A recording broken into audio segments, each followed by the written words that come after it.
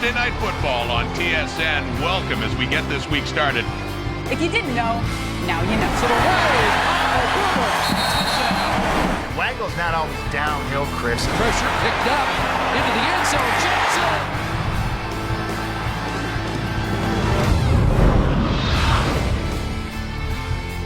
He is the CFL's leading rusher through week 2, Jeremiah Johnson. 162 yards, 2 touchdowns, trying to kickstart that Lions offense in Montreal, with the Owls have a pretty good running back by the name of Terrell Sutton, second only to Johnson in rushing yards.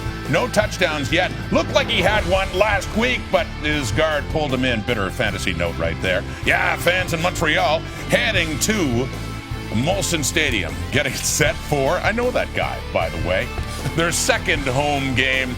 They did win their opener a couple of weeks ago to start the season against the Saskatchewan Roughriders. Welcome to Thursday Night Football, presented by The Brick. Rod Smith, Milt Stiegel, Matt Dunnigan, and Chris Schultz. Yes, both of these teams come in at 1-1. The Alouettes losing at Edmonton last week, while the Lions, as their Eastern road trip continues, beat the Argos last week, 28-15. Schultz, keys to this game. What matchups are you watching? Well, I'm going to look at a group of people. The defensive front seven for the Montreal Alouettes against the offensive line for the BC Lions. That offensive line is struggling. They're going to grow over time, but they got to protect their quarterback. They got to keep him confident in Jonathan Jennings. If they can do that, then I think BC's got the shot to win. But that offensive line has to improve. Both offenses looking to kickstart and get out early. So I think Taquan Underwood and B.J. Cunningham, I think need to go vertical early. And on the other side, you're looking at Brian Burnham and Manny Arsenault attacking the weaknesses, in my opinion, and Onumba being a rookie, basically, and then Ryan Phillips.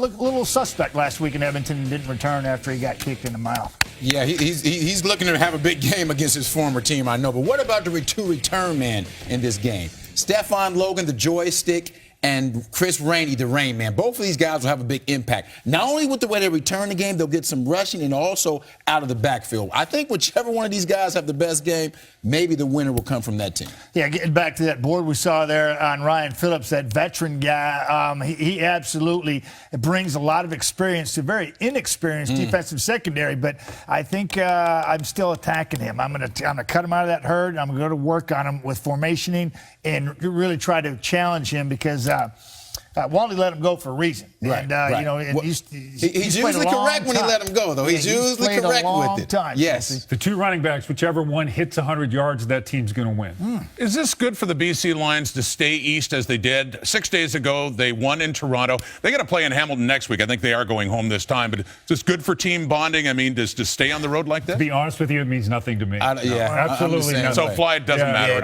I'm the same way. Yeah, it means I nothing. wanted to go home. I didn't want to stay on the road. Seemed like it gave him a spark last year when they got caught in Montreal. They did this once before. Yeah, and it kind of went viral, the video, and how they're having a good time. I don't think it's a bad thing. Whenever you can spend time with your teammates on the road and focused on the game. It all depends on who your roommate and your teammates are. That's what it depends on. You can go Charles. I didn't say any names. Yes, I love Charles. Depends on wins and losses, too, and they won both of those games last year, looking to win this one tonight in Montreal, where they won by 20 last year, by the way. Kickoff is coming up. Thursday Night Football, presented by The Brick. Ian Kang of Fort St. John, BC. You can win a $25,000 home theater package from Visions Electronics if the kickoff is returned for a touchdown in this game tonight, thanks to Safeway Sobeys $1 million touchdown to win promotion. And if a second kickoff is returned all the way for a TD in this one, you could also win $1 million. Gion, good luck. We head to Montreal and join Rod Black and Dwayne Ford. Thank you so much. Nothing like a Thursday night in downtown Montreal. It's Thursday Night Football presented by The Brick. 2 1-1 teams on a hot, smoking night in the city. And for Ryan Phillips, this is a guy who played 212 games as a member of the BC Lions. Tonight, he plays his first game against the BC Lions, his second as a Montreal Alouette, getting a whole different perspective, as now he's going to have to face This dude, number 84, the Manny Show, Emmanuel Arsenault, 8 catches, 107 yards this season. He's coming off a career year. He hit career highs in both catches and yards, 105 for 1566 a year ago. If not for a last-minute loss to Edmonton, BC would be 2-0. They stayed out after the win in Toronto, out east in Kingston over the last few days, and then made the trek up to Montreal, where Wally Buono and the Lions take on Jacques Chapdelaine in his really full season as a head coach. Took over last year for the Montreal Alouettes. Crowd still making its way in here tonight. We're on the hill at McGill, the banks of Mount Royal, and we're looking forward to a good one here tonight. Week 3 begins in the Canadian Football League.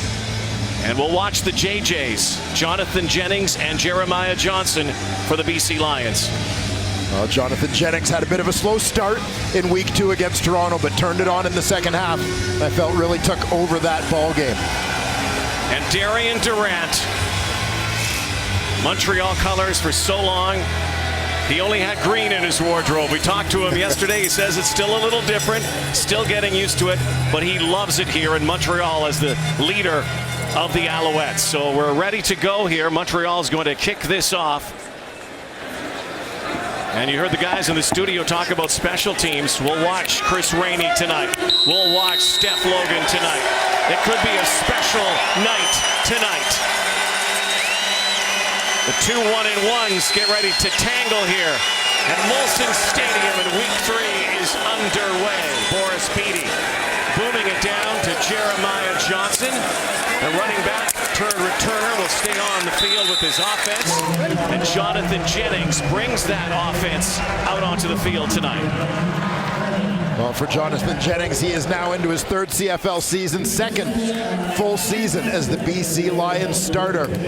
You're certainly starting to see the maturity become a big part of his game. His decision-making has improved. Head coach Wally Buono suggests, as you see the numbers at the bottom of your screen, that he'd still like to see him use his legs a little bit more. Has been sacked 9 times in the early season. 4 times last week. They'll keep it on the turf, and right away,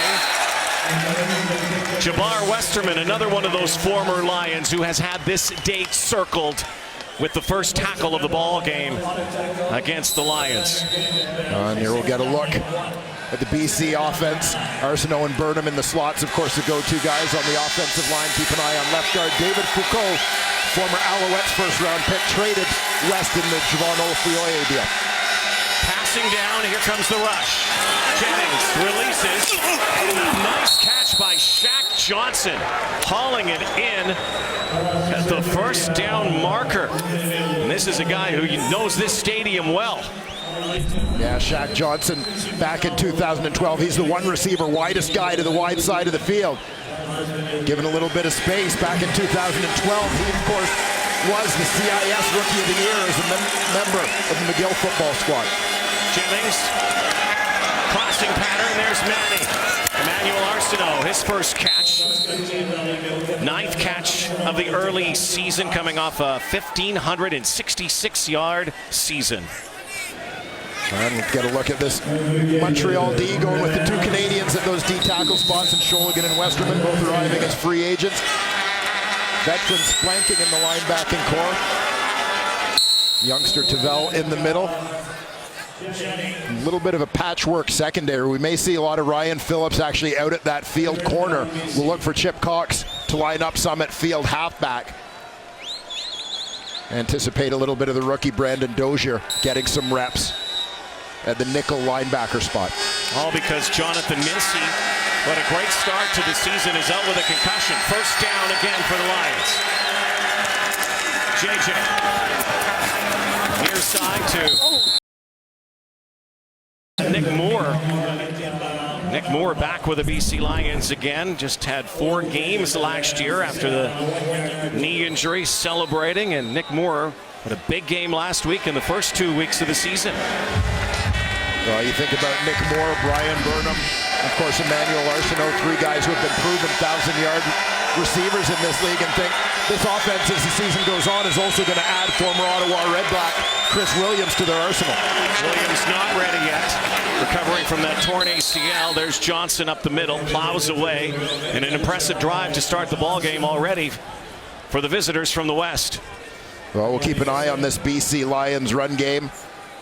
As you know, I've been consulting our man Derek Taylor for a stat of the week in games this year. Thus far, Jeremiah Johnson, highest yards before contact in the league, 4.3 yards before he's even getting touched on average, by far the best in the CFL. And hardly touched already, and over the top is Brian Burnham. Already Jonathan Jennings scooting this down the field and using everybody in his arsenal. Well, we talked to Ryan Phillips a little bit about Jonathan Jennings yesterday, the young quarterback, and Phillips suggested you don't want to let him get on a roll early, because then that confidence grows and he can make your life very difficult, can turn it into a long day for the D. They got to get after Jonathan Jennings here. 1st and 10 from the 25. Right now 5 for 5 to start. Look at the move Rainey made as he juked out Chip Cox. Chris Rainey was a former Montreal Alouette. Well, I'm not even going to call this getting juked out. This is just an effect of the speed of Chris Rainey. You don't want to let him get to the corner, so Chip Cox is doing the right thing, quite frankly, overplaying him to the outside, forcing him to cut in, because that's where his help is coming from. If you let Rainey get to the boundary, he's going to outrun some angles on people and get to the end zone. 2nd and 5. Jennings fires. 1st down again. And once again, it's Arsenault. Manny Arsenault always on target, it seems. Targeted most of the BC Lion receivers, and a guy who's always talking to. Keep an eye here on your running back, Jeremiah Johnson. We say it all the time in the Canadian Football League. A running back is much more than just a runner. You better be able to block. Good pickup there on the linebacker by Johnson. 10th play of the drive. And almost picked off by Don Unamba. Well, Don Unamba, the former Winnipeg Blue Bomber. 1st incompletion here tonight. Unamba also spent a little bit of time, as you see him out in that boundary corner, replacing Jonathan Mincy. He's on Nick Moore. Unamba, a guy who spent some time in this league, was out of the CFL last year. He played in the Indoor Football League, the Salt Lake City Screaming Eagles. Making $250 a game. Making considerably more now. Back in the Canadian Football League. Jennings looking in trouble. Over the top. And Jeremiah Johnson trying to kick it outside. And scores. And Jeremiah Johnson dances into the end zone. And dances in the end zone, as usual. It's just one dance. Here it is, check release. Guy's not coming. Get the running back out of there. You don't want to keep him in there and have an extra guy sitting free in coverage. Allow him to get out into the route. He ends up being the outlet guy for his quarterback. Gets that pylon for the game's first touchdown. Over the pylon, 11-play, 81-yard drive. Ate up 5.5 minutes. Silences this crowd, and Jacques Chapdelaine had pulled out a challenge flag. They're going for 2 here. Thought for a moment that he didn't get in the end zone. And this time, Manny is chopped down by Chip Cox. So 6 points on the board. Impressive drive early. JJ to JJ. First major tonight on Thursday Night Football.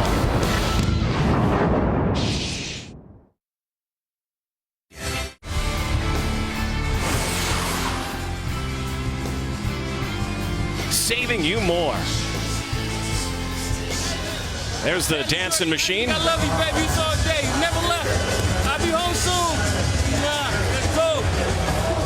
Long road trip, business trip for the BC Lions, trying to go 2-0. Toronto, Montreal, they come back, they go home, they come back to play Hamilton next week. crazy schedule to start.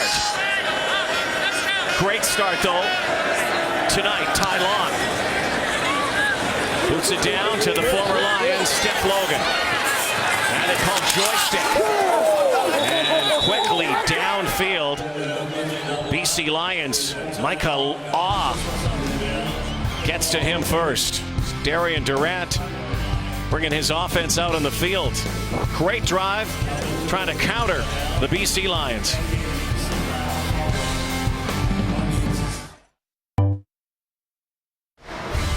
The CFL on TSN is brought to you by the Nissan Titan, official vehicle of the Canadian Football League. Here's Micah Ah, the leading special teams player for the BC Lions in the early season. Everything full speed, does a nice job using his hands to get the blocker off of him. Runs right through Steph Logan on the tackle. 9 minutes left in the first quarter. First time that the Montreal offense has the field. Great play action here, but Darian Durant has to chuck it away.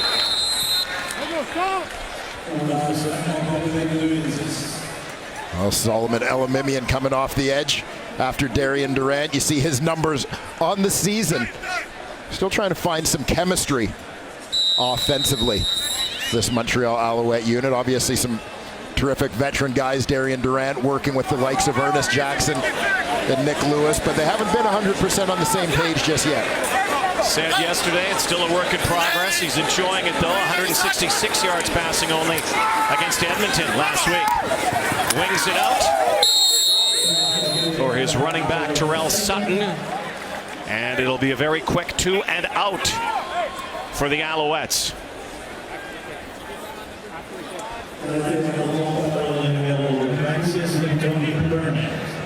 In Edmonton, the problem for the Alouettes, they got the offense going. They just couldn't punch it into the end zone. A number of points left on the field. See if they can cash in here tonight. Boris Beatty. Bigfoot. Marco Iannuzzi with a cutback at the 40. Iannuzzi has a few yards on that return. And Jonathan Jennings already a touchdown pass here tonight. 6-0 Lions on Thursday Night Football from Molson Stadium in Montreal.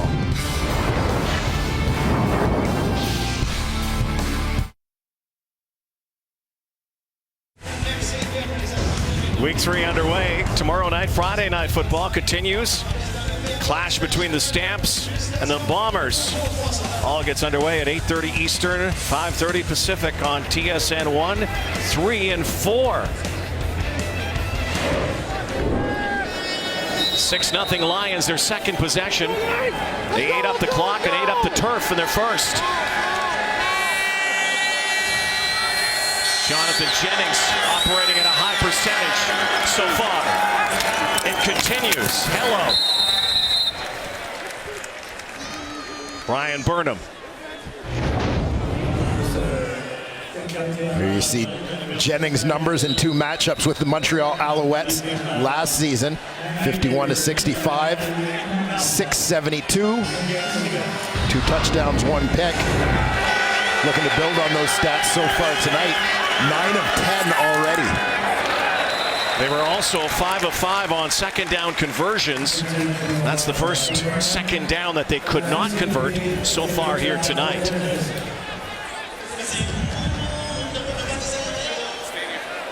Exactly what the Alouettes defense had to do. Here's a guy whose football life really began here in Montreal. Wally Buono, longtime Alouette, CFL's all-time winningest coach. Really a living and coaching legend.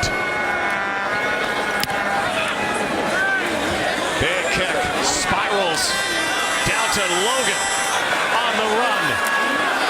Steph Logan trying to find the seam. How about this return? Made something out of nothing up near the 31, a 23-yard return on a 55-yard kick. Yeah, pretty good placement on the punt, but Logan in that return unit do a nice job in terms of setting the Alouettes up for some field position. There you see the Alouettes offense. Ernest Jackson, they got to get this guy going. Has barely been targeted thus far through the first 2 weeks of the season. Along the offensive line, Luc Brodeur-Jourdain returns at center. Javon Olafioye takes over, the former Lion. 3-time West Division's most outstanding lineman is the left tackle. Durant changes the play, and you're right, they have to get Jackson going. Just 3 catches so far. The guy who won the Grey Cup for Ottawa.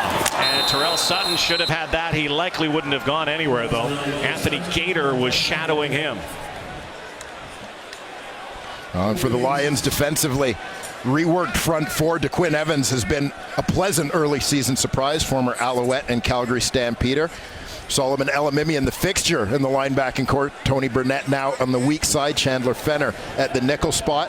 In the secondary, keep an eye on the young Canadian field corner, Anthony Thompson, Montreal native, coming home to play this evening. Played at Southern Illinois. Second-round pick of the Lions last year. Operates out of that corner position. 2nd and 10, usually Nick Lewis time. We'll see where Durant goes. Now he has to scamper. Great tackle by Solomon Elamimian. As usual, the all-time BC Lions tackles leader adds another one to the list. Well, we joked with Solomon Elamimian yesterday. Of course, he and his teammate Adam Bighill were 2 of the 3 players in the league over 100 tackles last season. With Bighill out of the picture, Solly might hit 200 himself this year. Who knows? What a training regime he has. We'll chat about that a little more later. He leaves nothing in the offseason. Always working to perfection. Here's Rainey. Chris Rainey with a little cutback. Nice tackle downfield very quickly by Brandon Dozier. 47-yard boot, 15-yard return. Better call Saul. And when you call, he usually does that.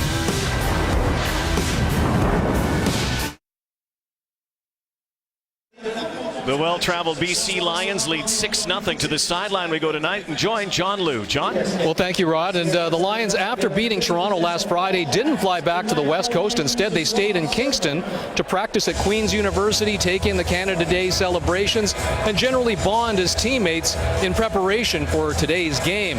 Jonathan Jennings said that it was very much like training camp, except that they didn't do 7 a.m. to 9 p.m. work days. And the Lions are hoping to replicate last year's formula from late last August, when instead of flying back out west in between games against the Red Blacks and the Argos, they stayed in Ottawa to practice and bond and came away from that road trip with 2 victories. Guys?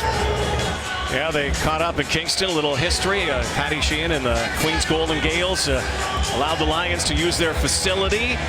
Yeah, Pat Sheehan over the years has been a frequent guest coach at BC Lions training camp, so a great relationship there. Jonathan Jennings was telling us that he's learning more about Canada and the history. Sir John A. Macdonald, and first Prime Minister. And I think he knew more about our country than even we did at times. There's Jennings over the top. And Wally Buono knows that you have to, you know, what matter. The schedule is the schedule. You have to make the best of it. Here's what their itinerary is. Yeah, an interesting twist. 3 consecutive games in the East for the BC Lions, so they stayed east rather than going back and forth between the first 2 games of this, but they're going to get back to Vancouver for a couple days before coming back to play in Hamilton next Saturday. The Lions, by the way, were 7 for 8 against Eastern Division foes last year. Already 1-0 this season. Again, over the top and a big catch. Brian Burnham snags that going high.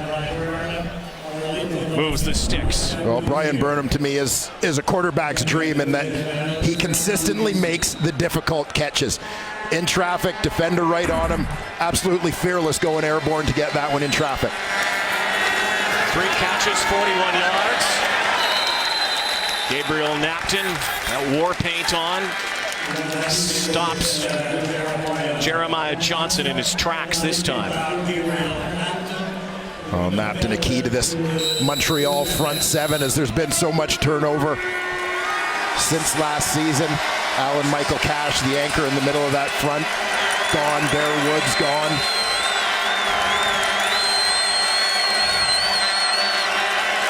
They've had to make some changes. The Owls have. Jennings now looking for the deep man. Johnston in a race down there, a foot race. Good chance there. Ryan Phillips looking for career interception number 48. Jennings slow to get up. Yeah, the hit that Jonathan Jennings took here is of much more concern than the incomplete pass. He got hit kind of low, and you'll see his legs just kind of stick on the spot. His legs planted in the ground as John Bowman made the hit. Seemed to tweak that right knee a little bit. There's the former Lion, Ryan Phillips, and Wally Buono's throwing a challenge flag on that hit.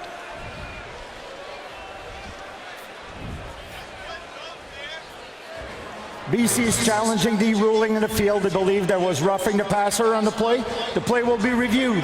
Yeah, they're going to try to make the argument here that that hit came low, outside that strike zone, above the shoulders, below the knees. Considered roughing the passer. Now we'll see. To me, it looks like Bowman's initial contact point is above the knees, and it's just the position. Down. Yeah, it's just the position that Jennings is in. I mean, frankly, I think the officials got the call on the field correct. It's just the position that he's in. His heels kind of got planted and anchored, maybe hyperextended the knee a little bit. But the contact, the initial contact, was definitely above the knee. John Bowman still looking for his first sack of the season. They're looking at it on the tablet. 112 career After review, sacks. The ruling on the field stands. BC will be charged a timeout. It will be third down. See, they didn't even have to go to review. They could have just come to you for it. Right? Yeah. Just ask, Blackie. Just ask. King of command.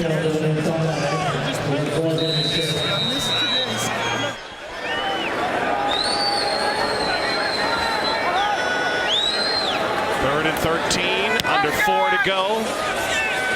Again, Ty Long with a long boot. And now Steph Logan breaks free. And that is brought down from behind. Chandler Fenner pummels Steph Logan from behind, and if he had not, Logan may have been able to take that the distance. The electrifying Steph Logan. Oh, tremendous recovery by Fenner. You'll see it's the first guy down on the left side. He's got to get as deep as the ball as a contained man. A nice job retracing his steps to get back to this one and prevent an even bigger return. Chandler Fenner, helmet to helmet, by the way, celebrates his birthday today. Happy 27th. Product of Holy Cross. Third game as a Lion. Darian Durant trying to get his offense moving now. They've struggled out of the gate here. Ernest Jackson makes the catch.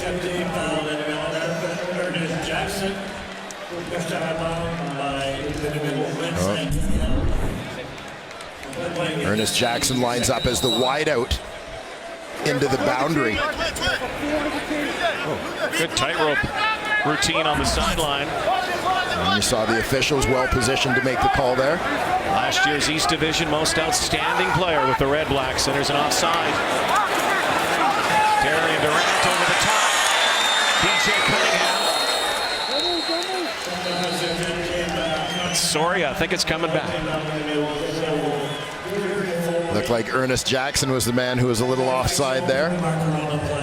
Offside, hors-jeu, Montreal, number 9, numéro 9, 5 verges de pénalité, 5 yards, second over, deuxième. You know, when Darian was chatting yesterday, he was saying how it's still going to take a little while with this new set of receivers and getting used to some of the new faces, guys he's only really played against. You know, I think cryptically he was really talking about Ernest Jackson and trying to get them unraveled. Did not find a way to find that football into number 9's hands last week in Edmonton.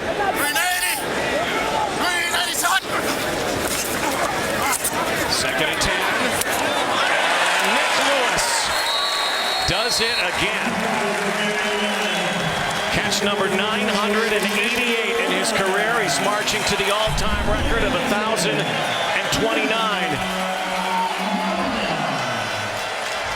And there he is.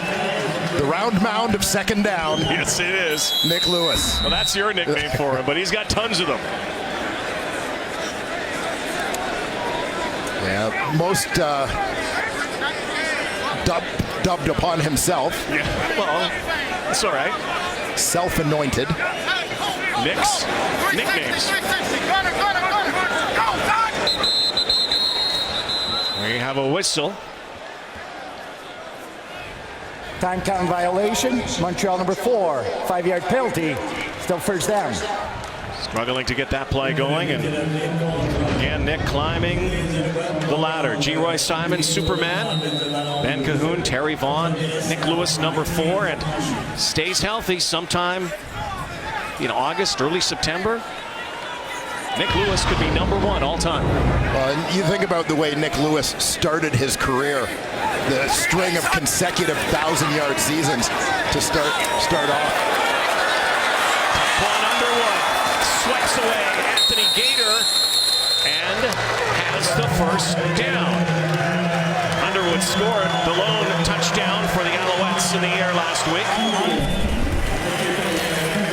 Montreal had a 10-0 lead after that and then lost the game against the Eskimos. Yeah, Taekwon Underwood, former NFLer, became a bit of a forgotten man with the receiver depth in Hamilton. He was released last season, joined the Alouettes late in the year, and with a full training camp under his belt, earned a starting job this season. Durant turns, finds Cunningham, hangs on, spins and churns, picks up 3 or 4 yards.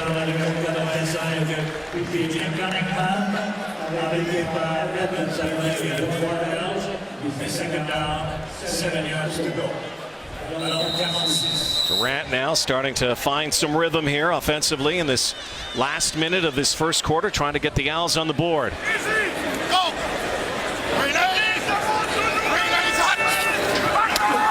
Looking for Lewis again. Not this time. Tried the quick snipe, and TJ Lee was on him. Well, the Lions so thrilled to have TJ Lee back in their secondary, as he was hurt early last season, an ACL injury that kept him out for much of the year. Their secondary was decimated by injury last year. Well, you know, the trade-off that it has provided for them is they were missing guys like TJ Lee and Ronnie Yell for extended stretches last year, was that it gave some other guys an opportunity to play and play bigger roles than they would have. Guys like Anthony Gator. Chandler Fenner was a guy that spent some time with them last year. Now those guys have that much more experience coming into 2017. Boris Beatty trying to find the coffin corner here. Angling it, looked like no yards. Iannuzzi right there. One more play to come here in this first quarter, and of course we welcome back our great friends at Purelator, the Tackle Hunger program. Montreal, number off 36, and running. 15-yard Next penalty. food drive is Saturday. We'll be there in Ottawa, TD Place Stadium, the Red Blacks and the Argos. Non-perishable food items, and of course a chance to enjoy the day in Ottawa, thanks to Purelator. BC Lion dominated first quarter.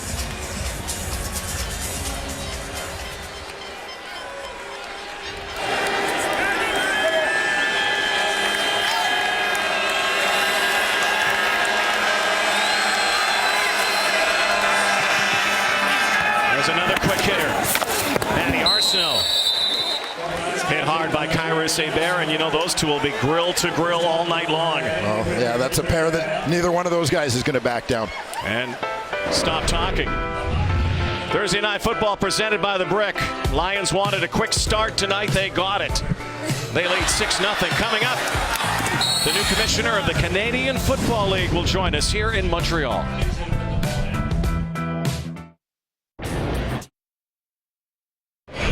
He's a former Manitoba Bison. He's a former CFLer, a Grey Cup champion, leader in the business world, and now he is officially the 14th commissioner of the Canadian Football League, Randy Ambrosie, who was announced yesterday. We kind of got a word a few days ago, but now officially commissioner.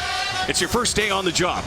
Well, actually, the first day is Monday. Oh, so you're not working today? But I'm working for free right now.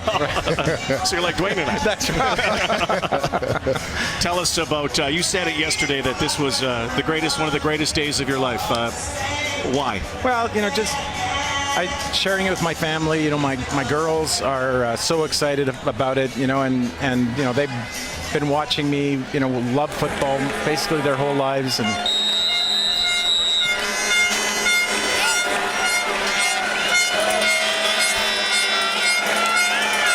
John Jennings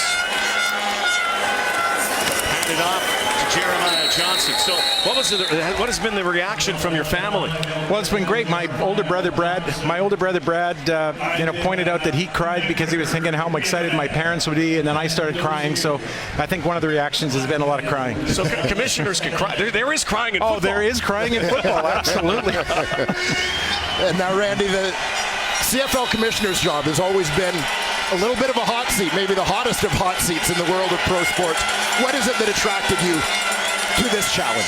Well, the timing was perfect for me. I've had some real nice successes in the business world, and I just finished a transaction taking 3Max, a wonderful firm here from Montreal, the oldest investment firm in the country, over to Raymond James. And Procedure. BC, number 67, 5-yard penalty. It remains second down. I can't believe an offensive lineman got a penalty. That's not right. But it completed what was probably one of the best transactions in the industry's history. And then kind of, what do you want to do next? And all of a sudden this thing pops up, and I thought, well, this is it. This has got to be the perfect place to spend the next 10 years and, back to something I love. Second down and 14 now with the commissioner of the Canadian Football League, Randy Ambrosie. Jennings with good protection. Near side. Shaq Johnson stays in. And I know, obviously, you've built an incredible business resume since you left the Canadian Football League. But, speaking as a former player, I've got to say it means a lot to have a former player in the position. What does it mean to you, your playing experience? What does that allow you to do, or what advantage does that bring to you in this position? Well, obviously the players on the field, that's the game. And, Stephen Covey famously said, first seek to understand before you seek to be understood. And, I think understanding what it's like to be a player, so well, it's a tough way to make a living, and you want to respect these guys, and I want to celebrate them, because you and I both know these are world-class athletes, and I think sometimes they don't get enough of the credit they deserve. And that's one of the things I really am going to be passionate about, is telling their story, because they're amazing, and they're gigantic human beings who run fast and hit hard, and that's a pretty good story to tell. Commissioner, you love the game so much, and you come from it from a different area, I guess, since the last commissioner who played was Larry Smith, of course.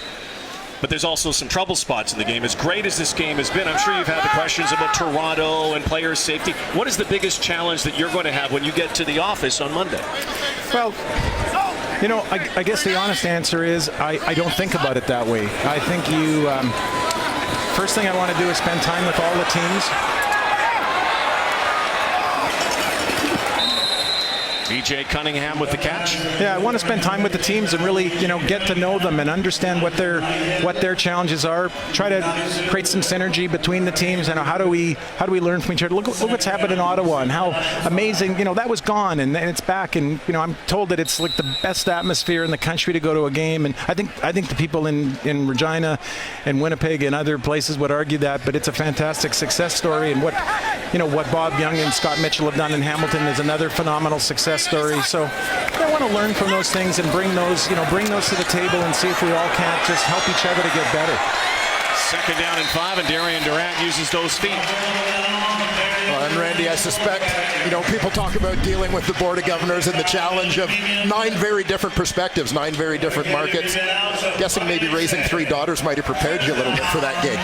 Yeah, that's for sure. And you know what? I've worked. 3Max had a large board of phenomenal people, but they were incredibly successul, and they brought lots of different points of view to the table. And that experience, I think, will really help me. I know one thing: you look for common ground. In all things, the best way to approach a group of people is to try to find common ground. And I'd say the one thing is they all love the game, and they all want the game to be successful. And if you can talk that language and stay focused on that commonality of goal, that everyone wants the game to be stronger, I think then we have a really great chance to get a lot of things done. With the commissioner of the Canadian Football League announced officially yesterday, Randy Ambrosie. 2nd and 4 here for Darian Durant and the Alouettes. Darian Very close to another first down. So you go back a few years, and one of the greatest players of all time was Ron Lancaster, who had a huge influence on your life. The late Ron Lancaster also was a great predictor, wasn't he? He was.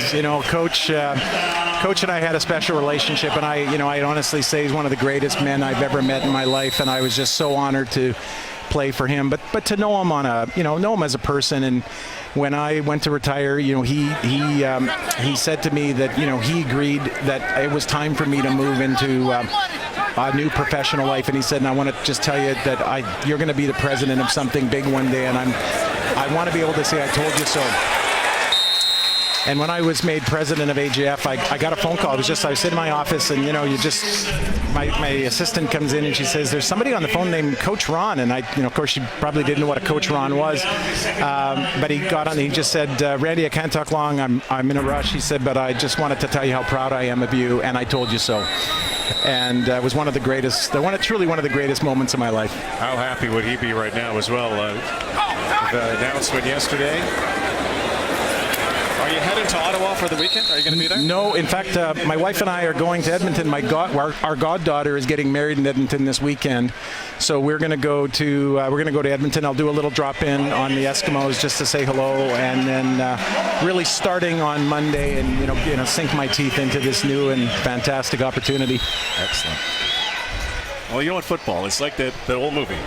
Once you're out, they always draw you back in. Yeah, for sure. Back in. I did visit the officials before the game, and I had a rule that as long as I was being interviewed, they couldn't call holding on the O-line. So the fellas down there are just wanting me to stay up here as long as possible. Here's Durant again, and low that time. Good for number 1. That's incomplete. Second down at 10. Now, you mentioned that influence Coach Lancaster had on you. Can you think of any special words he may have said to you along the way in your career that may serve you well going forward in this new position?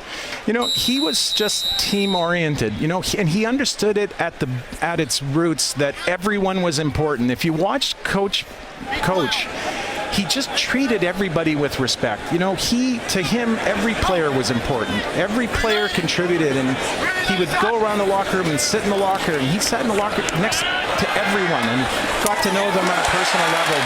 He had a special quality of making people feel important, and then they rallied around that. Darian Durant just got hit hard, likely roughing the passer call, plus the reception. You do realize this is good training for you because, down the road you're going to have to talk about suspensions and all of those things. So, not that was one, but have you been following the game? Did you even have a roughing the passers? BC number 90, 15-yard penalty forced from the end of the play. First down. I know you were involved in the last process. Did you have a premonition that this could happen someday? Yeah, the last time I talked to the league, and I, make no mistake about it, when they called, I was honored, and I really thought, I should give this a thought. But I was right in the middle of the refresh of 3 Max, and it was really hard for me to think about walking away with the job half done. What makes this so beautiful is, and I, frankly, didn't expect it to happen. But what made it so perfect when the call came this time is that I was perfectly ready. In fact, I lost 40 pounds. My wife and I were really enjoying some time together, and we were walking and eating healthy, and we dropped a bunch of weight. And I said to the governors, I says, I think you got to hire me because, I'm ready to go. Second down here. 10th play of the drive from the 29. Al's down 6, trying to find the scoreboard. Here comes the blitz now. Durant now scampering out, escapes. There he goes, close to a first down. Another third down play coming up, and over the first 2 weeks, every third down gamble has been successful. See if they go for it here or if they will bring the kick team out. Well, Darian Durant has done a very good job using his legs. We talked about it with Jonathan Jennings off the get-go, but it's the veteran Durant who's been keeping some drives alive and protecting field position as well as he did with this run.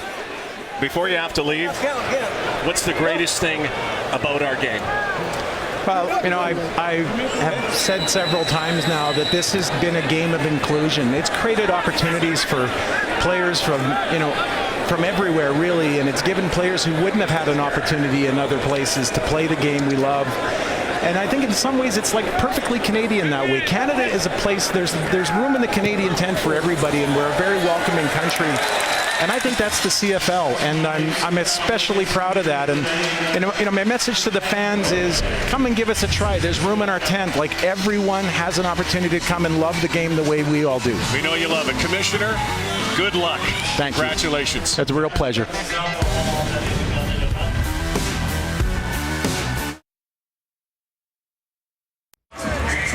Coming up at halftime, GMC professional grade playbook with Henry Burris on the importance of the pre-snap read. Henry making his way back from London, England, where he had the Grey Cup in Trafalgar Square during Canada Day. He wins the Grey Cup, kind of goes off, travels around. Living the good life now. TV guy.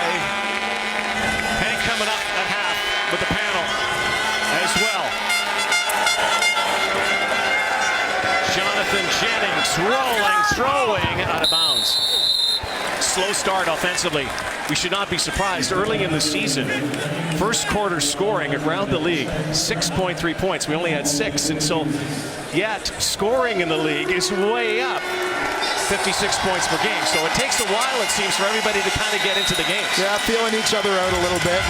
And obviously early in the season, short training camp, teams particularly on the offensive side of the ball haven't had a ton of reps, and I think it just takes them a little bit longer in games to get into a rhythm. Alouettes crowd pumps it up here. Alouettes looking for a 2 and out. And they'll get it. Burnham. Brandon Dozier.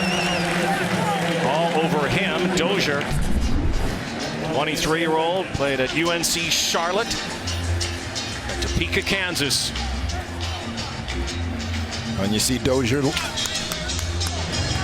lining up on the number 3 receiver into the boundary. Young guy getting an opportunity to earn some playing time here. Potters have been busy. Bouncing one in front of Cunningham. Overran that. And is swarmed by the Lions. Halfway through the second quarter. 6-3 Lions. Well, there's a look at tonight's 2 starting running backs. Jeremiah Johnson for the BC Lions, Terrell Sutton for the Montreal Alouettes. And their seasons to date, pretty similar looking numbers so far for these 2 guys. A little quiet in the early going here. Kind of game it's been. We really only had that first drive from the Lions. Orchestrated nicely by Jennings. The touchdown by Johnson. There's Sutton. And that snarly mouthpiece. The Lions, by the way, they have not scored a touchdown. For that first quarter touchdown, had scored all their touchdowns in the first 2 games in the fourth quarter. Yeah, the comeback kids, the BC Lions. Talked about slow starts. Obviously, they want to get after it a little quicker than that. As you get a look at Tony Burnett replacing Adam Bighill at that weak side linebacker spot. Former Bomber Tony Burnett, good protection for Durant, slinging it into traffic for Cunningham, and Ronnie Yell right there. Ronnie Yell, all-star caliber defensive back, plays that boundary corner. Good recognition of that route combination.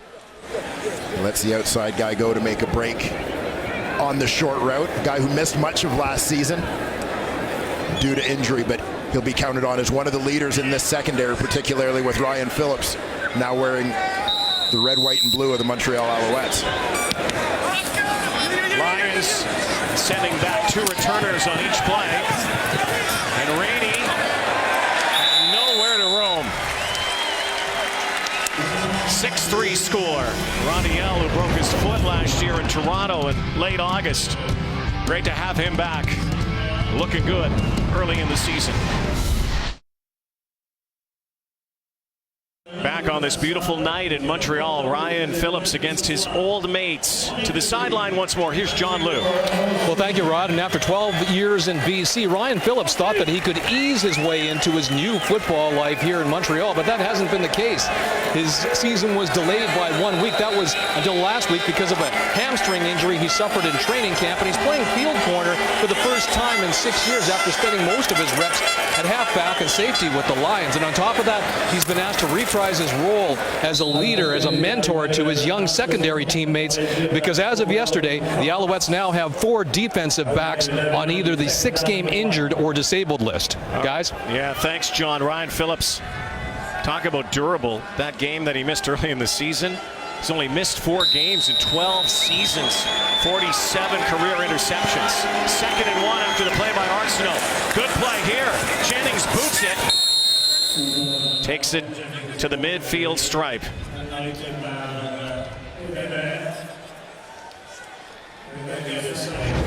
Ryan Phillips, over 200 games as a member of the BC Lions. Of course, the CFL's active leader in interceptions. Now, the interception numbers might slow down a little bit now that he's got Darian Durant on his team, as Double D was always one of his favorite victims. Jennings on the high point with Burnham. And there's RP doing it to his old mates this time. Did this so many times through so many games and so many years in BC. Well, you can see the perspective of playing out at the wide side corner, that basically he can sit out there and watch all of the routes develop from inside of him. That's the way he's positioned himself, sort of outside on that wide receiver.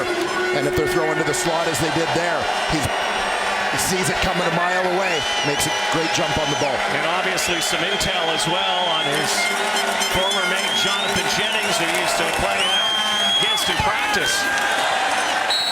And off Hunter Stewart. Well, he's got the respect of so many, including young Jonathan Jennings. He was one of the first guys that said, hey, man, you got something special. Just keep doing what you do. And he was always a believer in me, so it was always, fun being around Ryan. And, I was just, humbled by his presence always, and the way he interacted with me. So RP was a guy that obviously it's hard to be in the league for that long and to produce for that long. And that guy that I respect a lot. B.J. Cunningham. Alouettes came into this game last in punt returns, and I would imagine it's a special night. When we chatted with Ryan yesterday, there was a spark in his eyes, wasn't there?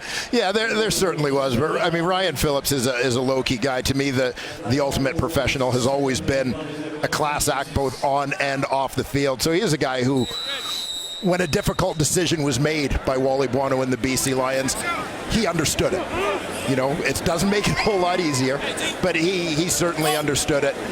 And, has embraced his new role here with the Montreal Alouettes. Never easy on so many ways. There's another one off an offensive lineman in front. Apparently asked to take a pay cut, then released. Yeah, refused to take the cut. And put in a little different role when you're a guy who has been a starter throughout his career, and you're being asked to give up some of your reps to younger guys a little bit, not play as many snaps. It's something that a lot of guys go through over the course of their careers, obviously, and you hope you'll last long enough in your career to reach that point, quite frankly. Darian fires. There's EJ. Ernest Jackson. What he was known for when he broke into the league with the BC Lions. What he was known for with the Ottawa Red Blacks. Those yards after contact. 3-minute warning. Ernest Jackson, big catch, big yards. Owls need a big drive.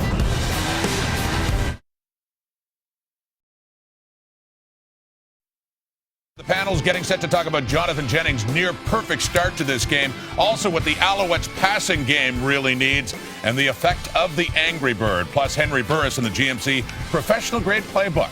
Getting set for it 3 minutes from now. Let's go back to Rod and Dwayne. Thank you so much, Rod. Alouettes trying to put some more points on the board, potentially even have the lead before the break. Durant. Big Nick. second catch of the night. Ernest Jackson just made a big catch for the Montreal Alouettes. He's going to line up on the outside here, the wide receiver into the boundary. But you'll see essentially what's going on is the two receivers exchange responsibilities, he and Taekwon Underwood, where Jackson is coming inside. Now, Ernest Jackson had the majority of his targets last year, about 40% of his targets last year came when he was the slot to the boundary. With that motion, that's ultimately where he ends up, and they find a way to get him the football when he's there. When you think about the 5 receiver positions on the field, that's typically the shortest throw. That's where you want your go-to guy to be, because it's the place where it's easiest to get him the football. And I look to see Montreal, as this game goes on, certainly as the season goes on, look to get Ernest Jackson into that position a little more frequently. Again, just his third game now with the Alouettes. Part of the seismic shift for some of the receivers in Ottawa. Of course, Chris Williams ended up in BC, still not able to play, but Red Blacks still trying to replace those 1,000-yard guys. Durant drops and pops, and Terrell Sutton trying to drag Solomon Elimimian with him. It's going to be third down and almost 4 yards. Big play there by Solly. Last year's most outstanding defensive player for the second time in his career. And you see the pursuit angle of Solomon Elimimian, making sure that he maintains that outside leverage first. Getting to the outside shoulder, wrapping up and pulling down the running back. Boris Beatty's going to try a field goal from the 51. The guy's got tons of leg. The France-born star from Laval. Boom, boom, Beatty. If he does miss this, lurking in the end zone is Chris Rainey. Yeah, this is why you fear the long field goal attempt. But this one's perfect. Straight through, and Boris Beatty, who struggled a couple of seasons ago, now 5 of 6, and now 6 of 7 on the season. This is perfect. Oh, what a bonus it would be for these Montreal Alouettes if Boris Beatty can find that home run stroke again.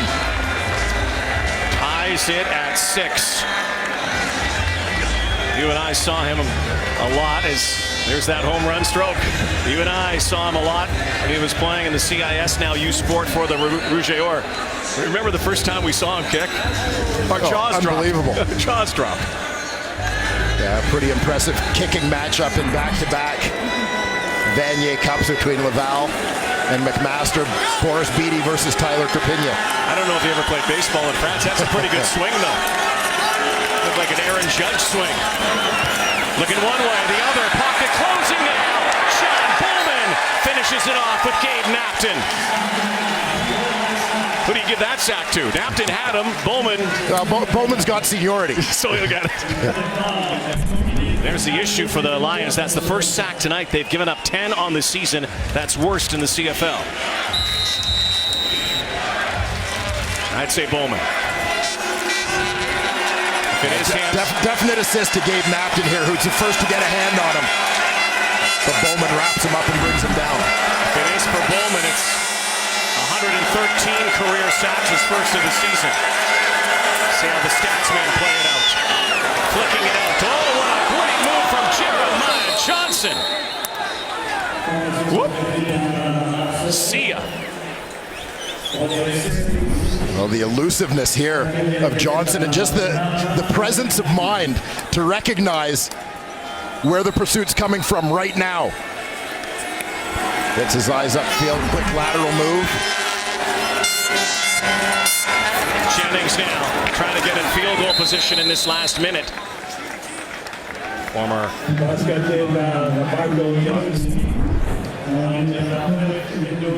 that was Marco Iannuzzi, the former star from Harvard. And this, look at this. Ever try catching a ghost?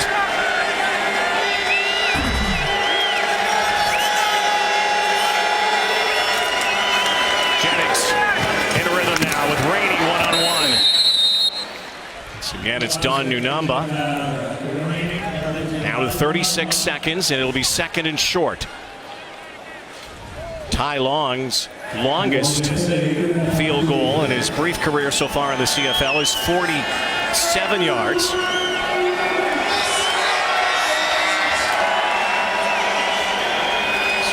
it's third down now and 1. And they aren't going to go for it. They're going to boot this away on 3rd and 1 with 36 to go.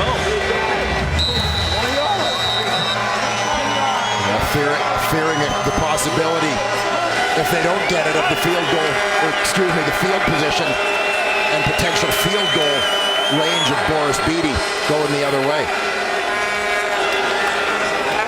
Curious, but Long has that big foot. BJ Cunningham.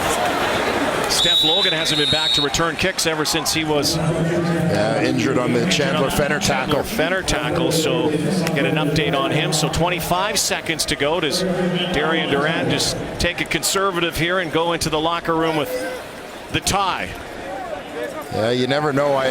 Given the field position, I don't know how many chances Darian Durant really wants to take here.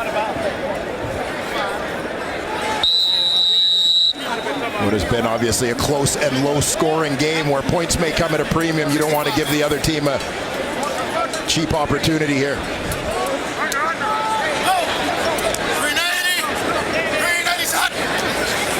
Well, he is going to air it out, try to get it out of bounds, stop the clock with 20. BJ Cunningham. Cunningham, the Michigan State product. Alouettes, by the way, still have not given up a sack, that O-line, through almost 2.5 games.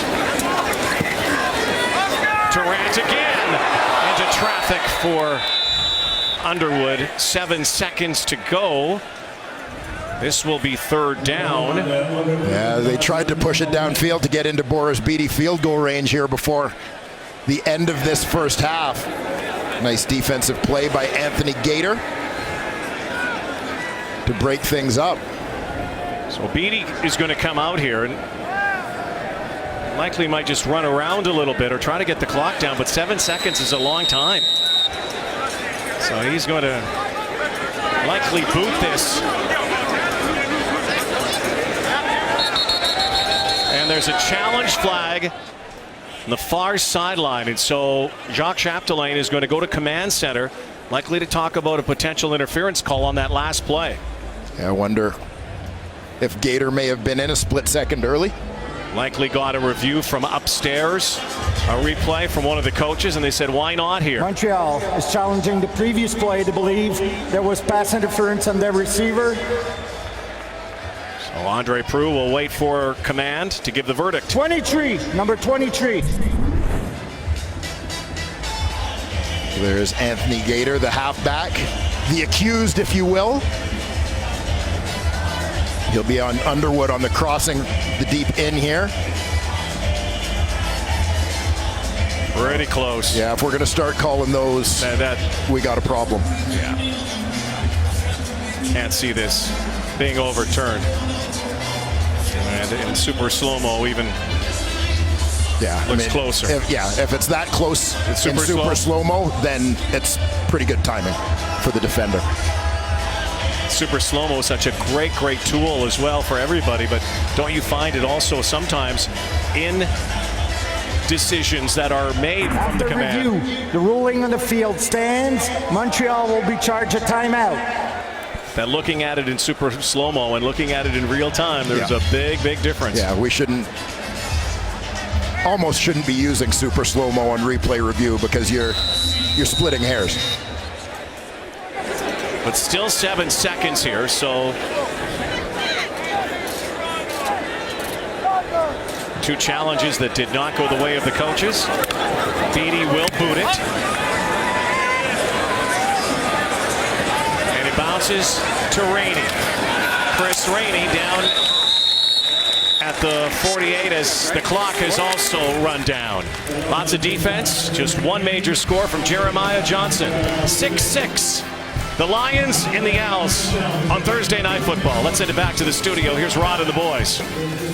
Thank you, Rod. And the boys are Milt Stegall, Matt Dunnigan, and Chris Schultz. Yeah, lots of good defense. We thought there'd be a lot more offense based on the first series by the BC Lions, Matty. 11 plays. Jonathan Jennings in that really looked impressive, but nothing since. Take the ball away. How about Solomon Elimimian? He has 10 tackles on pace for a CFL record. If you can double that. That's got to be strange for former Lion Ryan Phillips, standing by now with John Liu. Well, Ryan, Jonathan Jennings and their offense started like a house on fire. Just share with us what adjustments you made to try to contain him after that first drive. Honestly, it was just buckling down, playing disciplined football, just doing the things that we need to do to make sure that we're, making sure they're not creating too many first downs and creating big play opportunities. We let them get away with a little bit on the first drive, and that was just due to us not being disciplined and executing the scheme all the way.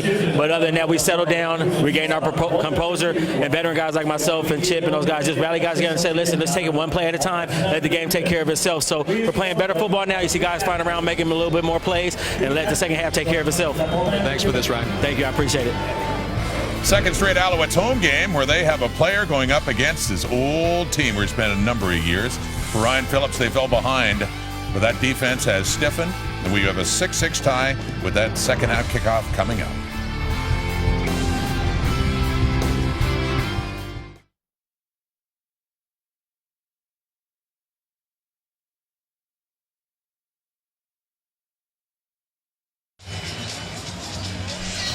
Date?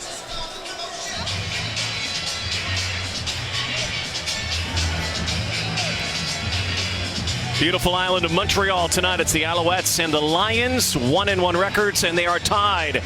Solomon Elimimian, extraordinary first half is with John Liu. Saul, when Darian Durant is extending plays with his legs like that, what onus does that put on your position to try to contain the damage? Yeah, anytime you got a mobile quarterback that can stretch plays, it puts stretch on the defense. So that's one thing we have to look out for is keeping them contained. You personally have 10 defensive tackles tonight. The record in a single game is 16. Why are you feeling it so much tonight? You know what? Just make the plays when it comes to you. That's one thing we preach. And the plays come to me, I'm gonna make it. I'm not trying to miss no tackles. And overall, we want to help my team win. So as long as we come up with plays, and right now we need a big play. Big play, get our offense back the ball so we can score. Thanks for this, Saul. Appreciate it. We could have a record breaker here tonight for a guy who is such a game changer.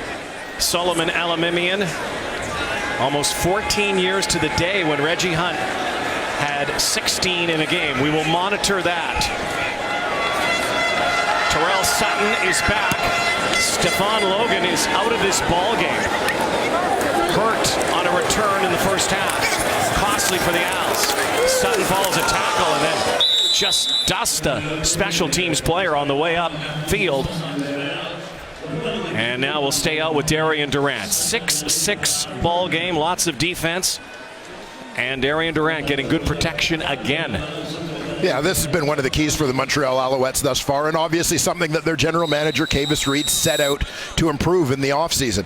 You've got 3 veteran guys now in the interior. When you think about it, a year ago, they were starting Philippe Gagnon, started every game as a rookie and acquitted himself well, but it's a tough position to be in. Jacob Ruby was a second-year player, first year as a starter. You now plug in Olafioye and Simmons at the tackles, and you're a much improved group. Durant with time again, steps out, now looks, and coming back to the football is Ernest Jackson, who was actually about 5 yards downfield. There's a flag on the play. He had yards after the catch. They lost all those yards as he was pushed back.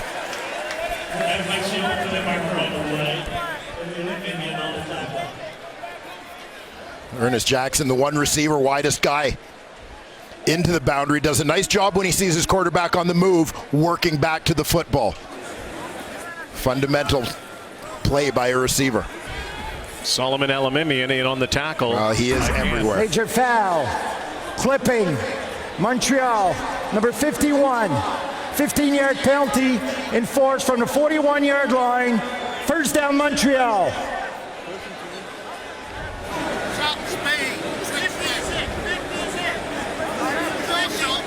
So they send the Owls back to their 26-yard line. Here comes the clip. Christian Matt right there blocking from big shot in the back on Ronnie Yell. That's his school book of a clip that you'll ever see. Yeah, that one goes on the official's instructional video. Oh my goodness. Double tight ends here for Sutton. Middle's all clogged up. And we're going to have to watch Team 56. It was Team 100. Adam Bighill, of course, now trying to make it in the U.S. and the NFL. But 56, Solly, and 44, Adam Bighill. And we were saying yesterday, you know, there's probably a few T-shirts left. Is there a new brand coming out? Well, I know Tony Burnett, the new weak side linebacker, wanted in on this. He's trying to sell this as Zone 6, 26 and 56. Durant lets it fly. Underwood watched by T.J. Lee. And that will bring out the kick team. On how costly the penalty against Christian Matt proved to be in terms both of keeping a drive alive and also just the field position for the Alouettes. Again, the Lions with the MO on returns. They have Marco Iannuzzi playing a little bit ahead of Chris Rainey. Two-man return team. And part of the reason you put two back is to make sure you're in a position to cover the whole field as teams try to kick the ball away from Chris Rainey and maybe get the ball on the ground, not let him catch it in the air. Beatty just hammers this one. Angled again. High hop for Rainey. Rain Man is going nowhere. Chris Aki makes the special teams tackle. Still 6-6. This is Thursday Night Football from Montreal, presented by The Brick.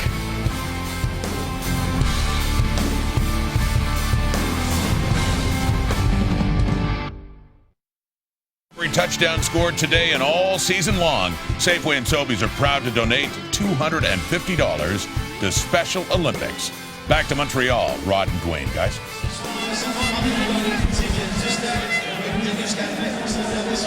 6-6 game here on Mount Royal, Gill Stadium, Percival Molson Stadium, on the Gill campus. Jeremiah Johnson, the lone touchdown that was not converted early in the ballgame, the first drive, and since that time, the Alouettes have stymied the Lions' deep offense. John Bowman, Alouettes with a sack here tonight. One sack in the ball game. Well, I know you don't want to be predictable and always run the ball on first down, but Jeremiah Johnson comes in averaging 7 yards a carry. Pretty good burst here, 6 or 7 on first down. Here, puts you in a good position to run play action, but also an advantageous second down field position in general. Tight coverage for Iannuzzi. Snared that and will move the chains. Be a first down for BC at their own 53.5.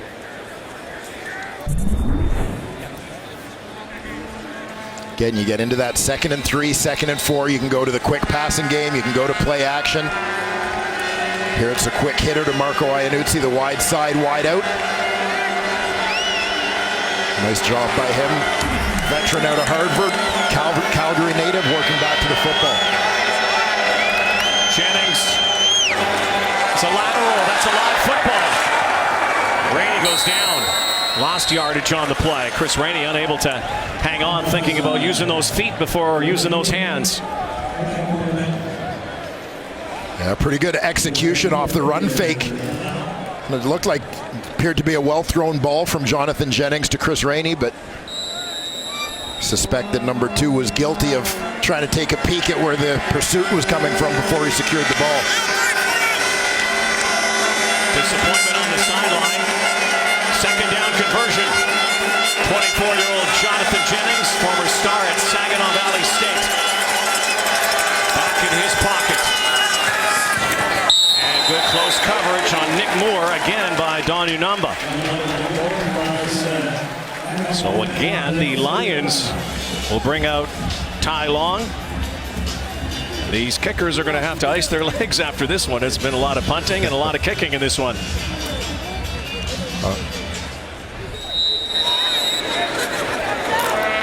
B.J. Cunningham back on the punt team. The return team. That bounces out. That's a pretty good kick there. No return, and it was inside the 20-yard line. So no penalty flag. It cannot fly out between the 20s. But there you see Steph Logan, who doesn't have his pads or his bucket around because of this. And the first half of this ball game, Steph Logan, watch from the left side of your screen. Chandler Fenner is coming back in pursuit. There's a pretty good helmet-to-helmet collision here. And then he also hit his head to the turf. Yeah, driven into the turf as he's brought down. Unspecified injury right now, but he's not returning, obviously. That's a loss for the Alouettes. Big throw to the far side here, and our near side below us to Taekwon Underwood. And positive yardage and a first down, Alouettes. Good protection from that Montreal offensive line again. Throwing lane basically created there by Javon Olafioye at the left tackle spot. Durant doing a nice job getting it all the way out to the wide side. 34-year-old former North Carolina Tar Heel. And there's Terrell Sutton's best run of the night. I just love the mouthpiece. I think you should have had one of those when you played. Hey? Well, this is what Montreal's head coach Jacques Chapdelaine talks about in the run game is slow to the hole, fast through the hole.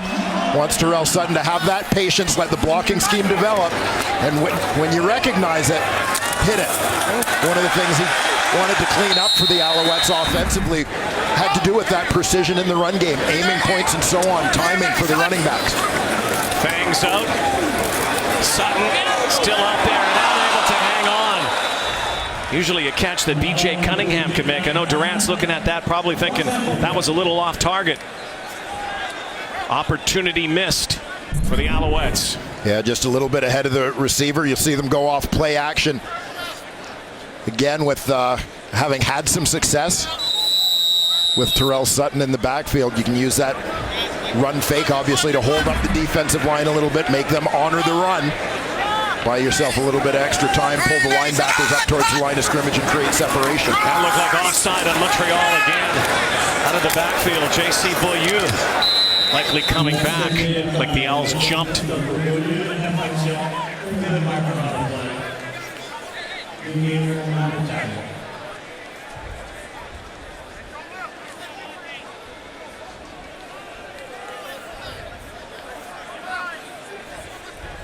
Offside.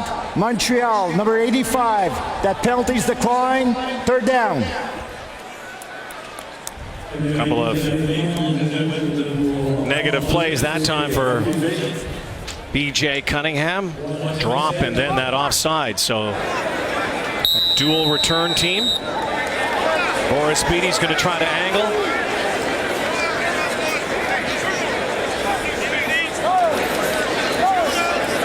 Launch this from near his 43. It's a pooched kick along the sideline.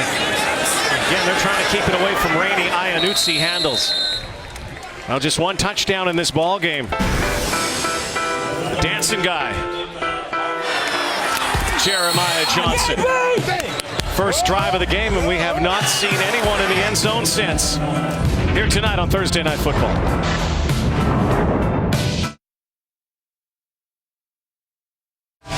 Go for it, buddy.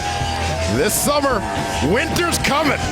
Join your favorite Hicks for an all-new season of ice fishing, snowmobiling, and bar fights. Letterkenny, now streaming only on Crave TV. Rod, start your 1-month trial at cravetv.ca. I got Crave TV, and you know what? That's our kind of show. I appreciate some Letterkenny. I can see you making a cameo there. Some sort of eating episode. Goes Jeremiah Johnson. The angry bird shows some angst. Well, Chris Schultz talked at halftime about Kyrus Hebert being one of the spark plugs for this Montreal Alouettes defense. Guy who can turn up the energy, generate a little bit of momentum. Getting a lot more reps as well at linebacker this year. Not as crowded as it once was with Winston Venable and Bear Woods. Jennings fires and it's picked. Tyree Hollins has it. Deflected in the first turnover of the ball game. Kyrus Hebert, huge in this series. And Tyree Hollins assists Kyrie. Pickoff, Montreal. Not so fast on the interception. Wally Bono has thrown a challenge flag, thinking that Kyrie Hebert may have got in the way here of Nick Moore. You'll see them in the middle of your screen. Yeah, the matchup starts around the hash mark at the bottom of the screen. Hebert picking up number 17 Moore right in the middle of your screen. A little contact there to me. To me, this doesn't qualify as the defender coming through the receiver to try to get to the football. This is more of an incidental bump, but this is not my ruling to make. So it was Hebert and Dominic Tavel. Tavel looked like he might have got a mid on it, and then it was gathered in, collected by Tyree Hollins. But all depending on this, and if Wally does lose this challenge, he would have no timeouts left, which could be significant.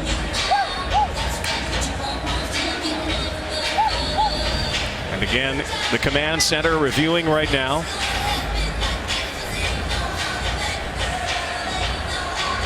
We'll either have a turnover or it will be a pickless game. Still.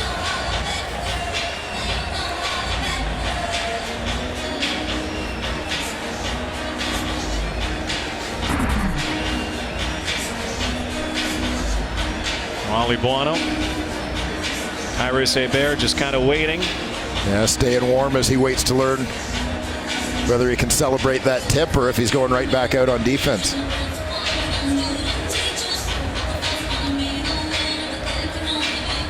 Here we go. After review. Offensive pass interference, Montreal number 34. The ball will be placed on the 41-yard line. Automatic first down, BC. Off the bike, back on the field, Kyrie's. And it was a late challenge flag as we were going to break. Yeah, there's the contact just before the hash mark. The biggest assist on this play, Travis Lulay. Spotted that on the Yeah, he's on the iPad on the sideline. He's making a break for his head coach. Feeling the contact came a little early. See, everybody talks about the new millennials spending too much time watching television on their mobile devices. There's a positive. Good challenge. Lions keep the drive going. And they get another first down. Once again, it's Marco Iannuzzi. You know, and you get an indication of the respect that Travis Lulay, although no longer the starting quarterback of this team, still commands. There wasn't a whole lot of sell job that had to happen for Wally Bono to buy into what Travis Lulay was telling him. Travis Lulay, who led the Lions to the Grey Cup, of course, back in 2011. Iannuzzi again. Chip Cox makes the tackle tonight. Chip Cox playing in his 200th CFL game, so congratulations on that milestone. He's broken virtually every defensive record in Montreal history. Yeah, Chip Cox has had such a great career here with the Alouettes. Started off as a defensive halfback. Became kind of the prototype nickel linebacker playing on that strong side. Back at his old field halfback spot tonight, though, due to some injuries on the back end. Quick hitter, Brian Burnham. Dozier, the tackle. Another first down for the BC Lions, who seized momentum after a positive challenge. Imagine had Travis Lulay not spotted that, how different this could turn out. Could be a turning point in the ball game. Well, a lot of times, those challenges can work much the same way as a turnover in terms of sparking momentum. Chris Rainey in motion. They empty the backfield, send out 6 receivers. Goes to Rainey. But again, it's Brandon Dozier. Dominic Tavel also. Just over half the first down yardage. Maybe give him 6 or 7 on the play. Yeah, Rainey did a nice job there, recognizing zone coverage, just sitting down in a soft spot between defenders. Letting Jonathan Jennings zip one in there. BC team that's won 3 straight against Montreal over the last couple of seasons. The sweep last year broke up a 9-year run of season series splits. That's how close these two teams have been. Deep drop for Jennings. Now flushed. And down he goes. Ivan McLennan was able to trip him up, but it looks like another first down, and Jonathan Jennings using those feet. I want you to keep an eye. Chris Rainey is the number 4 receiver just on that orange logo in the middle of the field. Watch how much the defense focuses on Chris Rainey when he's in the offensive package. Essentially 3 guys going with him, and you got to believe that was Jonathan Jennings' primary read and why he ended up pulling that ball down. They recognize usually if Rainey's in on offense, there's a good chance he's getting the ball. Johnson on first down, a couple yards, likely setting up a throwing down. Dondra Wright with the tackle. In a busy offseason for Jonathan Jennings. Did a lot of work, some mental prep work, some brain training he talked about with his brain training app. Said why not keep the tools sharp, one that you need most. Yeah, basically looking to improve the speed of his processing and decision making. Showing fine form early in the season. 2nd and 7, big down here for both sides. Protection again for Jennings. Out of the backfield is Johnson.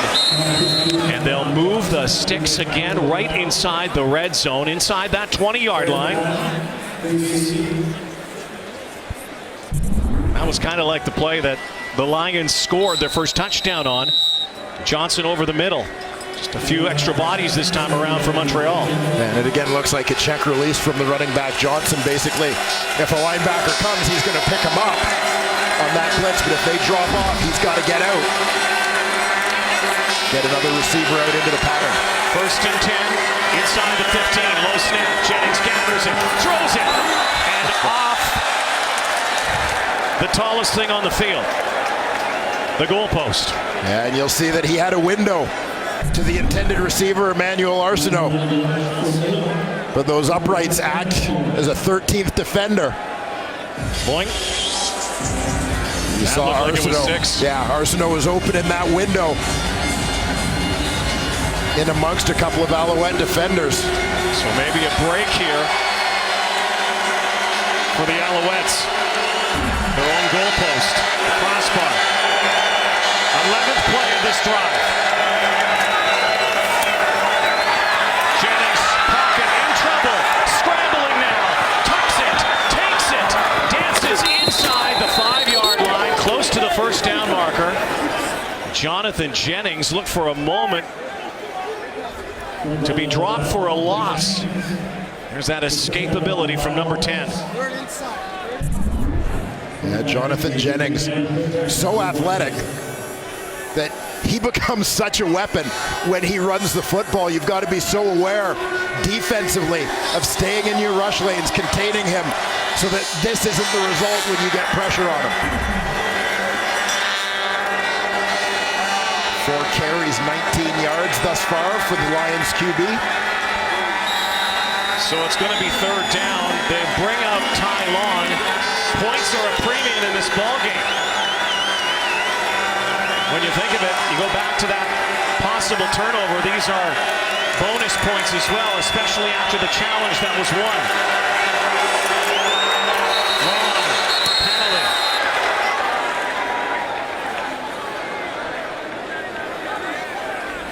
6-minute drive here, just like the first drive of the ball game for the BC Lions. Play did not get off. Looks like they're going to move it back.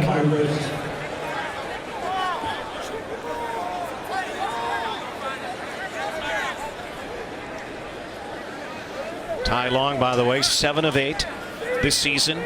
Field goals. His issue has been the point afters. BC, number 99. That penalty's declined. 3rd down.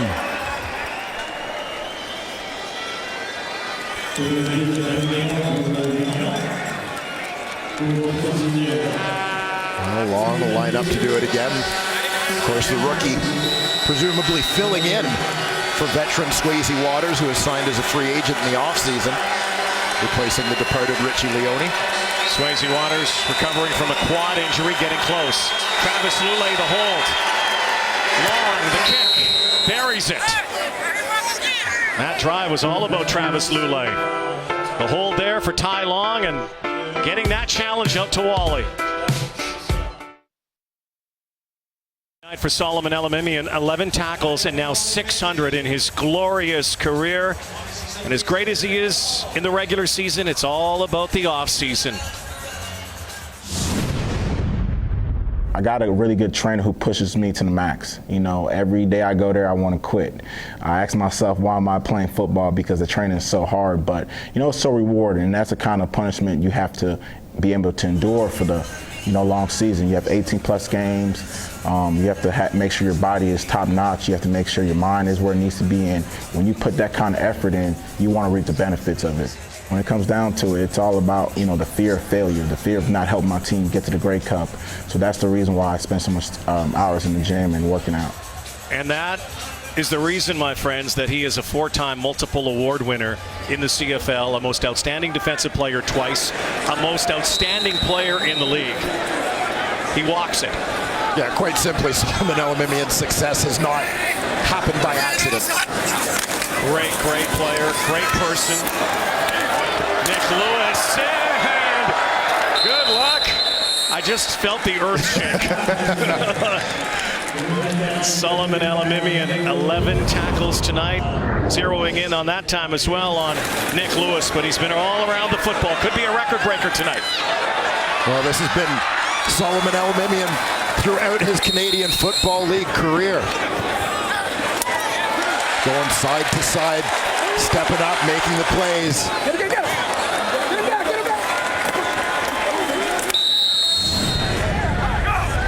But his preparation that you just heard him talk about, this is what has made him the productive player he is. Short yardage team coming out. That's Vernon Adams Jr., the former star from Oregon. Back here with Montreal as the backup. There's a backup to Rakeem Cato, and Cato's no longer with the team. Here's Solomon once more, right in the middle of it, as he always is. I love that clip, what we just heard. Every young athlete, not just football player, should listen to that, because he's obviously a talented individual, but he takes it the extra step, the extra mile. That's how you turn good to great. Minute to go in the third. 9-6 ball game. Durant finds his third or fourth read that time, and it's a first down for Terrell Sutton, right on the 55-yard line. And they move them. Yeah, it's not where Elimimian wants to be making the tackles, but he collects another one here in coverage against the running back, Terrell Sutton.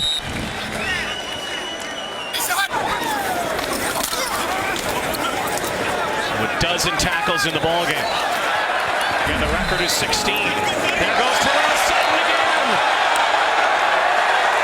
Sutton just laid a shoulder into Lucas Purifoy. He's got such a low center of gravity, incredibly strong lower body. Without question, one of the most difficult backs to tackle in the Canadian Football League. I mean, when he lowers his shoulder, there's not a whole lot here to hit.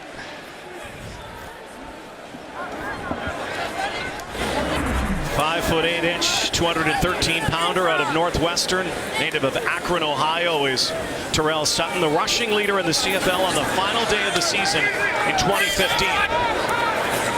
Final play, third quarter. Durant's now in trouble, and Darian Durant tosses it away and avoids the sack again. Durant thought that somebody got to his head, his helmet. That's the final play of the third quarter. 3 points separate the BC Lions and the Montreal Alouettes, and Jacques Chapdelaine looks like he's going to throw the challenge flag. Holding. We'll find out when we come back. 9-6. Good close one. Defensive battle. Momentum seized at every moment. And maybe an iPad challenge could be the difference.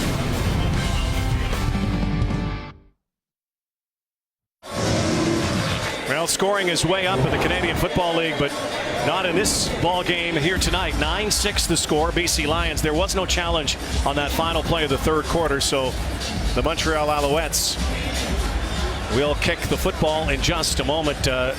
Normally a 9-6 game, you go, well, it could have a little more. I love this ball game tonight. You talk about hard hitting, and we potentially could have a record breaker in Solomon Elimimi. Yeah, obviously a defensive battle as evidenced by the score.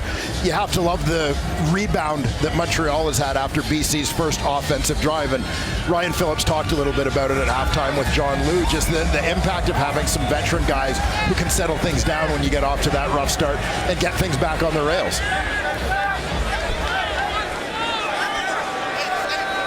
So fourth quarter begins here. 2nd down and 10. Jacques Chapdelaine decided to save that challenge since they were going to 2nd down. Durant fires near sideline, and TJ Lee busting Taekwon Underwood into that signage. So it will be 3rd down, and Boris Beatty's coming out to try to tie this game.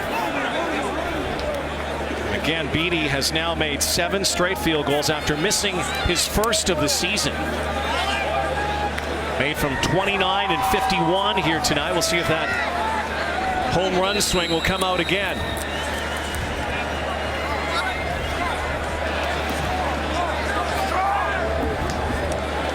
Again, you're looking at a longer field goal at about 45 yards, so should he miss, you got to be very aware of getting downfield to cover Chris Rainey.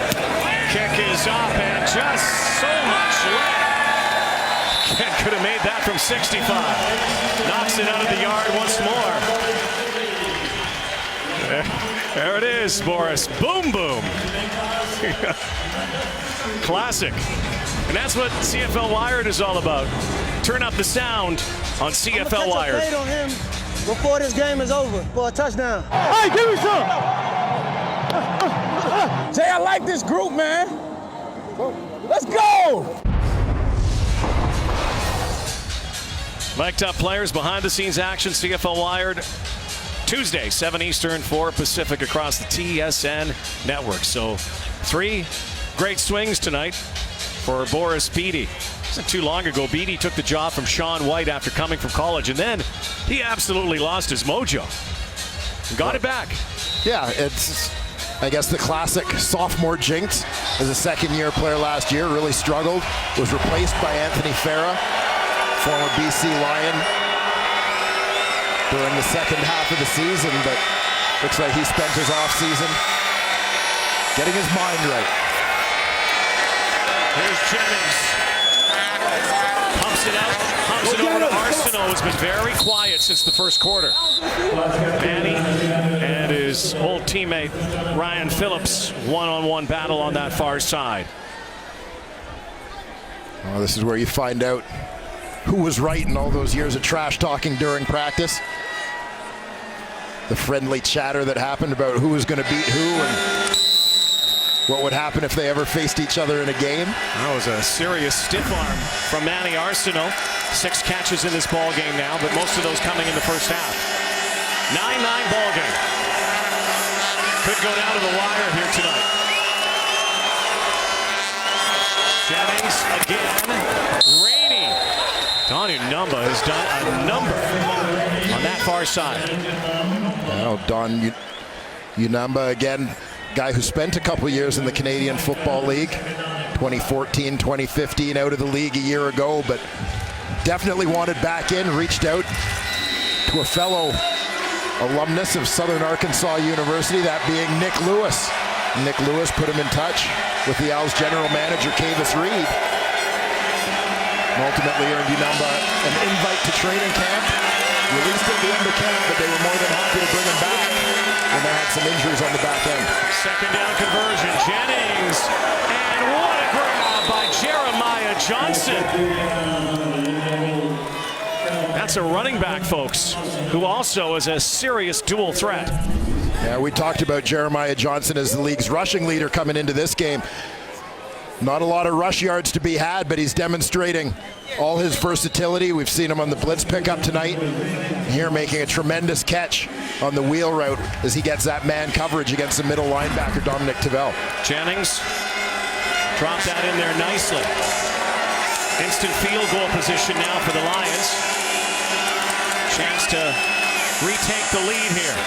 Jennings looking deep now to the end zone. Jump ball. Interference call. Manny Arsenault tangled up. Tyree Hollins is going to be penalized here.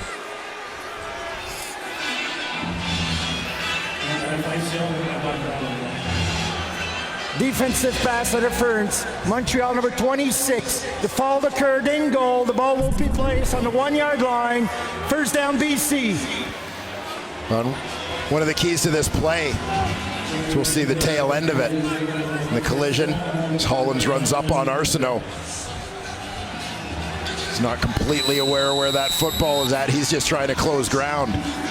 Runs over the receiver, but the key to that play to me was Brian Burnham, the slot back, who was part of the protection scheme, did a nice job coming in to get a piece of Chris Ackey to blitz and safety. Travis Lulay to punch it in here. Rainey in motion. Travis. And he's not getting in there on that. On first and goal, now to give another crack here. Travis Lulay has already scored 1 touchdown in the early season, but not this time. Once again, it's Kyrus Hebert made that initial contact over top. Alouettes watched. Very clear who wins this battle at the line of scrimmage. The Alouettes get the jump. Notoriously, Dwayne, this Alouettes team in this stadium, they are so good at goal line stands. Trying to stand them up again. And they give it off to Johnson.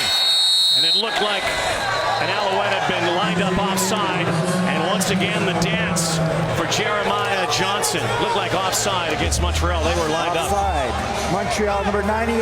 That penalty's declined. Result of the play is a touchdown. Ivan McLennan, his hand clearly over that goal line. And I like the variety. Great different plays from the same look, bringing Johnson around on what kind of looks like a slot back sweep, even though he's the running back coming from that wing position to carry the ball. So Ty Long was made 8 of 9 in the Canadian Football League out of Alabama, Birmingham. Where he has struggled is this. The 32-yard point after, just 1 of 3 on the season. And curls that one in. There is a penalty flag. Come on, this is when the game changes right here. I love you, Nell, Jordan, and Isaac. You my heart all day. Never forget it. Yeah. Another former Oregon Duck is Jeremiah Johnson. 2 touchdowns here tonight.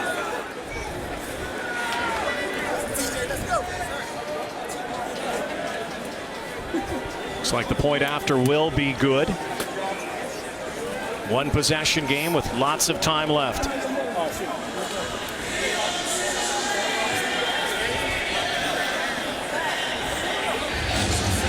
$16-9 the score.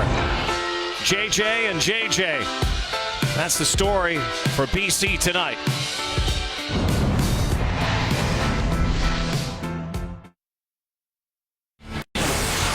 The CFL on TSN is brought to you by the 2017 GMC Sierra Elevation Edition. Get noticed like a pro. What a game tonight for this guy. Hey, that's how it goes down. I love you all. Back in the States, it's going down. There's more to come. It ain't over yet, baby. One of the shyest guys in the league, Jeremiah Johnson, who's a lot of fun to watch, obviously. A lot of fun to watch when he scores a pair of dances tonight. So now the Alouettes have to bare their teeth again. 15-yard penalty because of Gabe Napton roughing the kicker. So this moves the ball up. And Ty Long's going to boot it through untouched. So no point.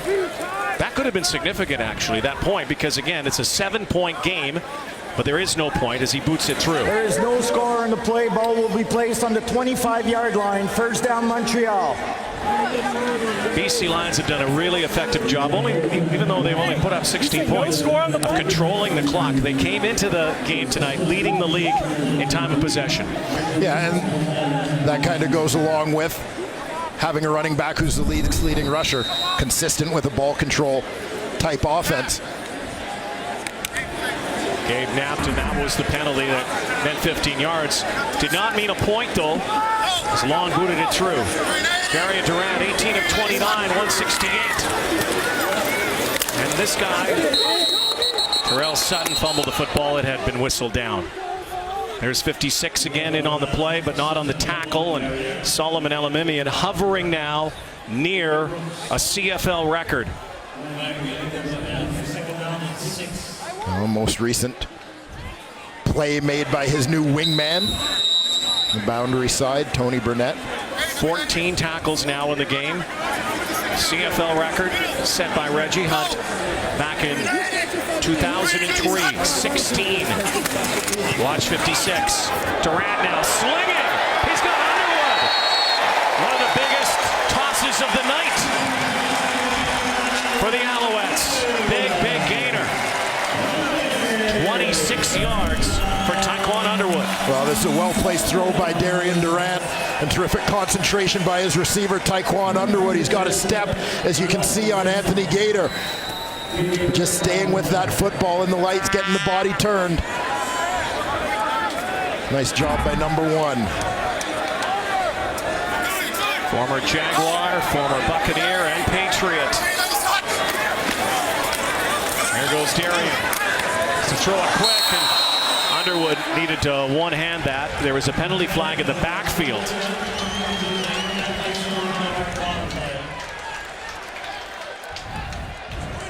Major foul, roughing the passer, BC number 56, 15-yard penalty, automatic first down. As great as he is, as good as he has been all night, that is a costly one for Team 56. Over-aggressive that time. Yeah, absolutely. Kind of lowered his head and I think lost sight of when that ball was released. Keeps the drive moving for the Alouettes. Clicking down to 9 minutes. Down 7. First and 10 from the 40. Darian again heaves it. That's his man. Cunningham hangs on. What a catch. What a play. Down to the 6. This is a perfect example of why, as a receiver, you're taught to go up and try and get that ball at the highest possible point. If BJ Cunningham just sits on the ground and settles, there's going to be a play made on that ball by the defender, but by going up and get it, he can secure it. Prior to TJ Lee being able to get there and get a hand in. Hanging on. First time in the red zone tonight for the Alouettes to Ernest Jackson. Big play made, bringing him down. This is the problem for the Alouettes this season. Into their third game, they are just 1 for 5 in the red zone. It really hurt them in Edmonton, a game they really had in their grasp. Inability to get touchdowns near the goal line.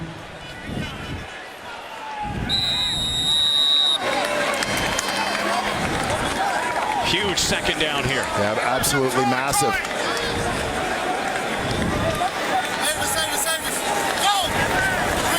Cunningham's in motion. So is Nick Lewis. Looking. Picked off.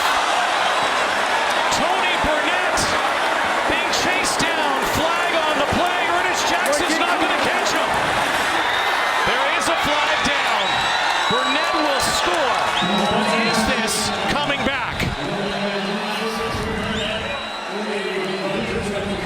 The flag thrown in the back part of the end zone, looked like around where BJ Cunningham was. All he knows, that flag's on the turf. Catch your breath, Tony. You may be needed again here. Illegal contact on the receiver, BC number 25. Half the distance to the goal, automatic first down. Ronnie Yell. Guilty party. Let's see, Dwayne. Yeah, watch on the boundary side, so top left of your screen. You're going to see they're trying to create a two-man situation, a little rub to try and get Ernest Jackson underneath. Ronnie Yell, I don't think it's intentional, that's just where he is, but there's a bump here. He's sitting on the spot trying to beat Ernest Jackson to the spot. And frankly, the bump didn't cause the interception. Tony Burnett getting into position made the interception. But the bump is going to give the Montreal Alouettes a reprieve. BC. So BC takes a timeout. A 108-yard interception return for a touchdown is completely wiped off the board. Ronnie Yell and Ernest Jackson chatting about what happened on this play. Yeah, again, you've got B.J. Cunningham, the slot on that left side. He's trying to give a rub on Ronnie Yell, meaning he's trying to basically run a subtle pick to prevent Yell from getting inside. He doesn't really accomplish that, and Yell ends up sitting in that spot as Ernest Jackson is trying to come underneath. You mean it was me? No. So now, first and goal. This game's had a playoff feel tonight, has it not? And there is Sutton scoring. Terrell Sutton. It's been a night for the running backs, both Sutton and Jeremiah Johnson. And now a point away from a tie. Sutton goes in here untouched. Philip Blake, Christian Matt both through to second level.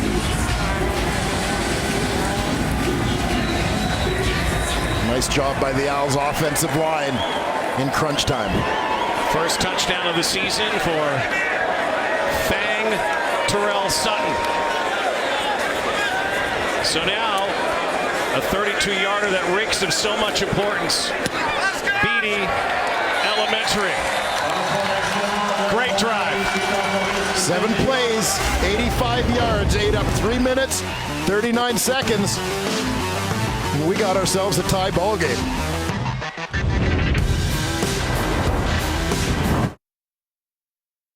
On a big drive to tie the game by the Montreal Alouettes. A couple of big catches. There's Taekwon Underwood down the sideline.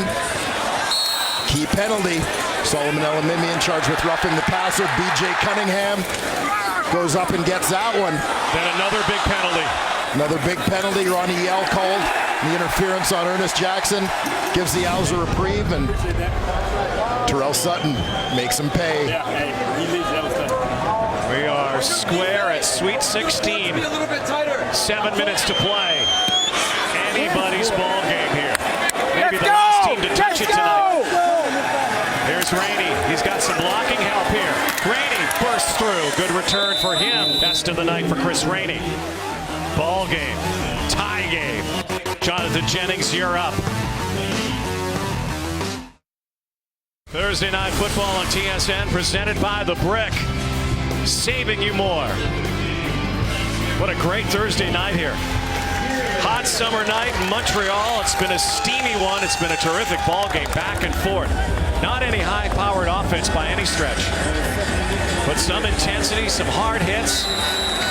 Good ebb and flow back and forth. We've had 3 ties. Jonathan Jennings starts off at his 35. Steps back and hums one in. Ryan Phillips, the former Lion, making the play on Shaq Johnson. Yeah, that's such a long throw. Ryan Phillips laid off a little bit. The veteran maybe kind of baiting the young quarterback here a little bit, knowing that he's got a chance to get there by the time that ball arrives at the far sideline. Seen Ryan Phillips jump that route before so many times in the past. Just 1 interception last year, but the league's interception leader right now with 47. Active players. Jennings has time, fires deep downfield, and the catch is made down near the 39-yard line. Jennings took a shot, but Shaq Johnson gets some redemption. Here is wide open on his own island. And again, Jonathan Jennings going right back. Johnson down to the bottom of your screen on the numbers. Wide side, wide out. You'll see Ryan Phillips sits down, thinking that it's coming to Emmanuel Arsenault on the under route. And that creates a little bit of a soft spot in behind him for Shaq Johnson. Jonathan Jennings makes him pay with a big throw. Shaq Johnson had 1 catch in his career. Game 1, 3 tonight. 4 catches total for the 4th round pick back in 2016. There's Jeremiah again. So it's another big second down coming up here for the Lions with the clock ticking to 5:25.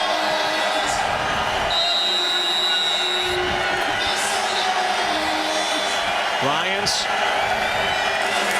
converted 8 of their last 9 second down conversions. They're 8 of 10 in the second half. They've been money here. Al's rush 3. And very close to doing it again, Jeremiah Johnson, depending on the spot. Looks like it's a first down from here. Yeah, tackle was made immediately. It is. But Johnson, give him credit for having pretty good awareness, sitting down in a spot just beyond that first down marker. Second down conversion, such a key, and now 9 of their last 10. May help pave the way to victory here, looking for their 2nd win of the season.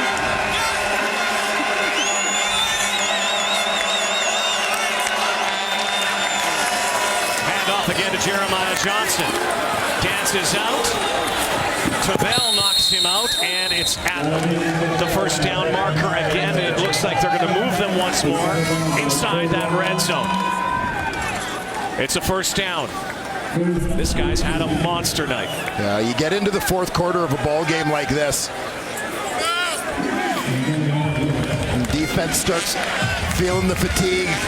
Guys on the D-line have had those big 300-plus pounders on the other side leaning on them all game long. And this is where, when you're the linebackers and guys in the secondary, you've got to be real sure you're tackling. Don't let the fatigue be an issue. 4th quarter was huge for the Lions, and Toronto paved their way to victory. Looking end zone now as Jennings decides to take off with it. Steps wisely out of bounds. It will be a second down and short here again. We get close to the 3-minute warning.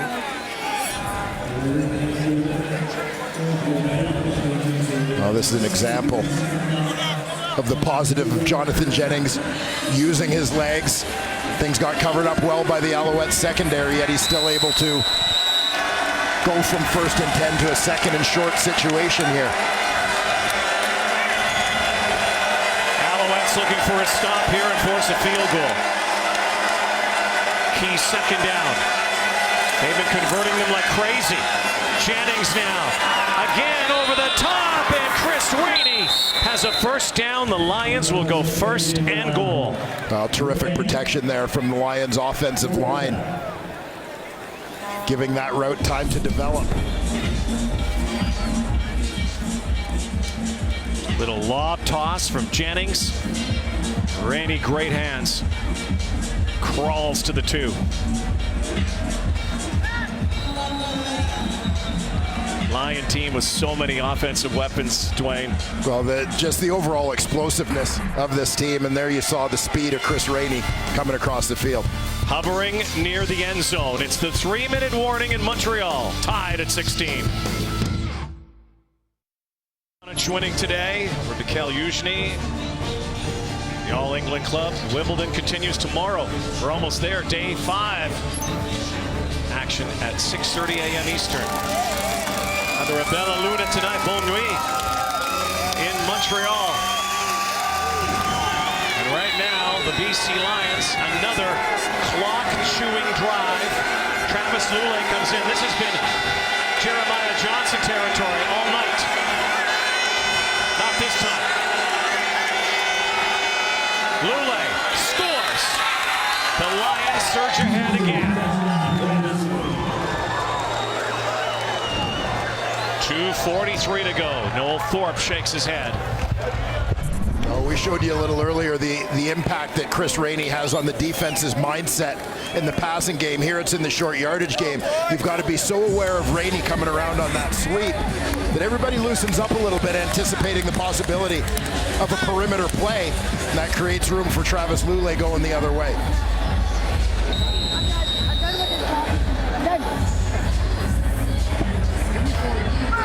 So Ty Long again, 1 for 1 on the 1-point convert. They went for 2, remember, early in the ball game and failed. So Long puts this up and puts it through. So again, a 7-point lead for the BC Lions. The 2017 GMC Sierra Elevation Edition. Get noticed like a pro. Speaking of pros, hasn't that guy been one his entire career? Travis Lulay. And, you know, a guy who's got so much cred and the resume and an MOP and now really a backup, a short yardage guy, but still treats it every day like it is the job. Yeah, absolutely. This is the ultimate insurance policy when you've got the 2011 MOP as your backup quarterback, but I think more than just a backup quarterback, but a great resource to have on that BC Lions sideline for a young quarterback in John Jennings. How about the play he made earlier tonight without a helmet on? Yeah, he runs with the football. He was running with the tablet earlier. That's right. Catching an opportunity to challenge a play after a Montreal Alouette interception. Brought it to the attention of his head coach, and that challenge was successful and allowed the Lions to continue on a scoring drive. Such a team game. Everybody contributes.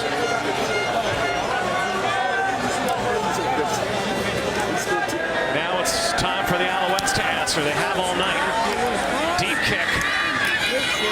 Once again, it's Terrell Sutton. Looking for a crease. Shakes off one and another. Gets some help, and Terrell Sutton crushed up near the 35, but a pretty good starting point here. 2.5-minute offense now for Darian Durant. And if you're going to compare these two teams, in a situation where you might be looking for a big play and looking to get the ball downfield, it's one place that you might find the Montreal Alouettes lacking a little bit offensively. They've got a good group of receivers, but not necessarily an established deep threat. See if they do stretch it out a little bit here, or dink and dunk. Let's see. They go over the middle. There's Mr. Surehands, Nick Lewis. 3 catches tonight. That's a 9-yarder, so they can go short yardage. There is plenty of time, remember. And unlike previous years, and I know they had Kevin Glenn here for a while that provided some solid leadership, but there was an era in Montreal where they had all young quarterbacks. 2.5 minutes, rarely ever were able to pull it out. They may not get here on this attempted plunge by Sutton. No, they do. They give him the mark, and so it will be a first down. Well, 2:18 to go will be key. To wait for just the right opportunity to try and push that ball down the field. As you said, 2:18, plenty of time. As long as they're efficient in terms of managing the clock, getting out of bounds, etc. Here's a big rush now. Durant again to Nick Lewis. Purifoy is there. Thick Nick is down, but half the first down yardage. Again, it comes down to second down, and you said it before about not being able to stretch it out. However, tonight, 2 of their biggest plays, Tyquan Underwood and B.J. Cunningham for 30-plus yarders. Yeah, both coming on one drive. It resulted in a Terrell Sutton touchdown. Well, they're in 3-down territory as well now. And they go over the top again, and a great play made. As Anthony Gator stopping the rookie, George Johnson out of Western. First CFL catch. And now it is 3rd down. This is ball game really right now for the Montreal Alouettes. Must get to at least the BC 52. Or it will be over. Darian scrambling out now. Throws it up, and it is picked off. Tried to force one in there, and Gator is going to seal it here for the BC Lions if they can hang on and get another first down. Darian Durant also had some running room around that edge. Yeah, he had some, but he knew the pursuit was coming, and this is what made it a tough throw. As he gets flushed to his left, as this pattern develops, he's in a situation where Underwood really is the only receiver he can throw it to because of the position that he's in.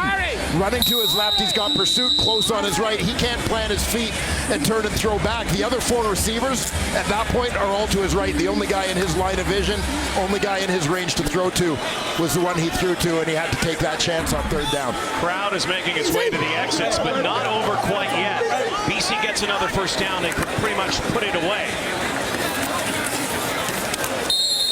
Jeremiah Johnson moves it down to 125. So here, the Alouettes can get a stop.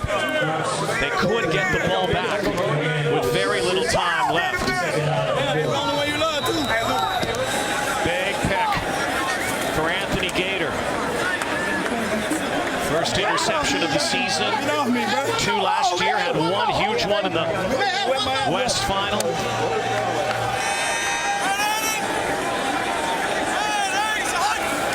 Big play here.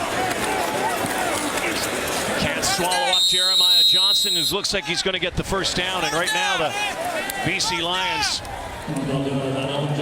Did he get it? Timeout. Montreal. Montreal is stopping the clock, so maybe he did not get off this spot. Looks like it's going to be a yard shy.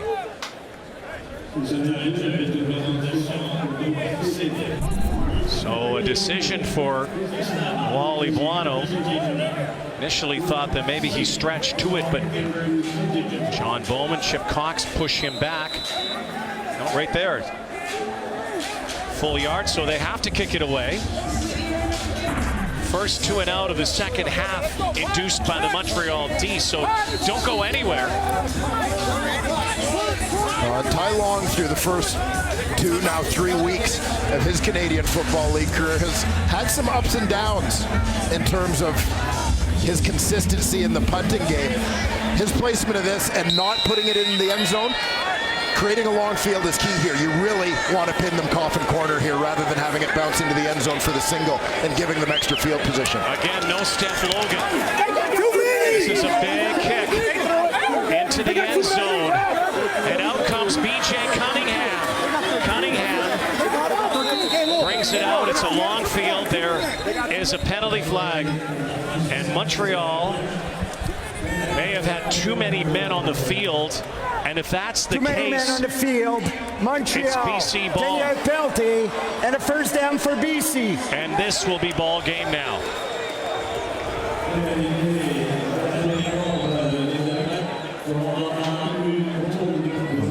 Did not count up simple numbers. Mistake. Cost the Alouettes. Yeah, cost the Alouettes this one. Any chance that they had just flickered right out. Some interesting moments here tonight. That one spells failure for the Alouettes. Somebody went on the field and shouldn't have been on the field. Lions can line this up. They're going to get their 2nd win of the season. They're going to head home. Going to go 2-0 out east. Toronto, Montreal, they go home, then they come back to Hamilton. Again, I hope they're getting some Aeroplan points.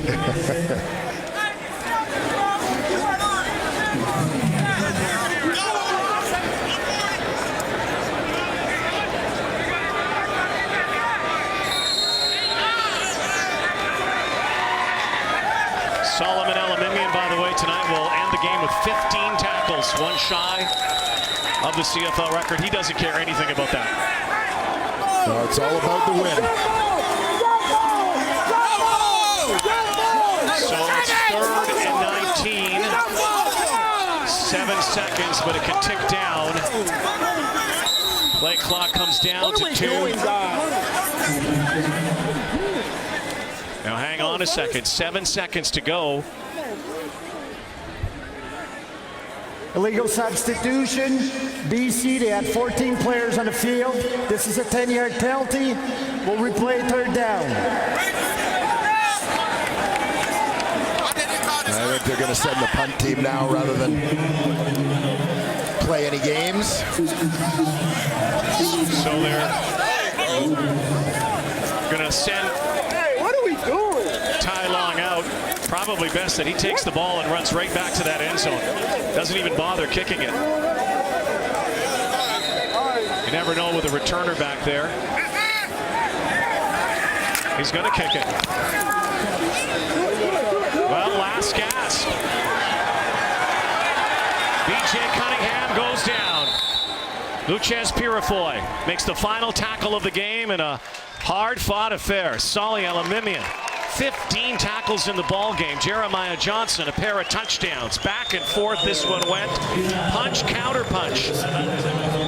Jonathan Jennings gets his second win of 2017. Here is our Nissan Titan Player of the Game, brought to you by Nissan, official vehicle of the Canadian Football League. Well, it seemed like anytime the BC Lions needed a play in this ball game, the guy making it was number 24, running back Jeremiah Johnson. He finished up with 17 touches in this game, 68 receiving yards, 34 rush yards. Puts him over the century mark in total offense for the day, and most importantly, 2 touchdowns for our Nissan Titan Player of the Game, Jeremiah Johnson. Week 3 begins with a good one here tonight in Montreal. The Owls fall to 1-2. BC is 2-1. Came down to that last touchdown by Travis Lulay, who had a save on the sideline as well. Final score tonight in Montreal, 23-16, BC Lions. Thursday night football on TSN. We say good night. We'll see you tomorrow for Friday night football. Good night, everybody. Here comes SportsCenter.